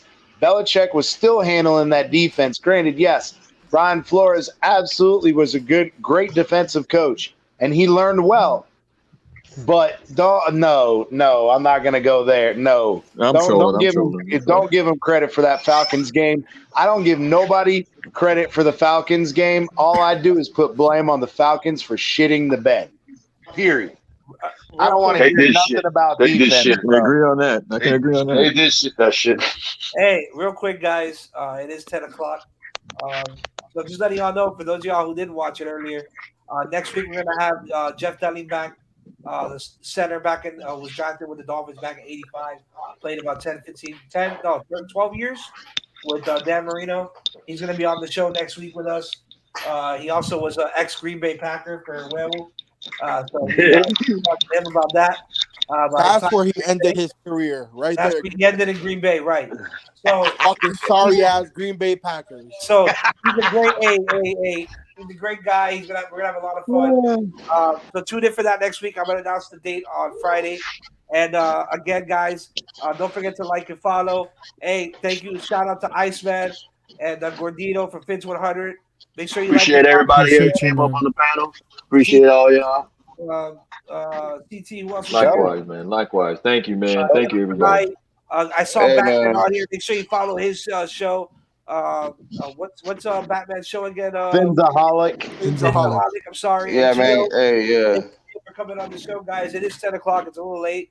Go Pack, go. Miami Sports Fanatics. Make sure you follow Miami Sports Fanatics show. Thank you guys again for coming out. Thank you, bro. All about them Packers. All about them Packers. On Friday, Iceman, I love you, bro. Hey, you know it's all love out here, but we're gonna have to chop it up with Poseidon, though. Dale, Iceman. Oh, great. Peace, Willie. Just know about that green and gold, baby. Get the fuck out of here. Fins up. That's not even a championship to Jordan Love stars, bro. Aaron Rodgers. Fins up, baby. Fins up. Go Pack, go, baby. Let's go, baby. There you go. Take it away. Good night, guys. Gerardo.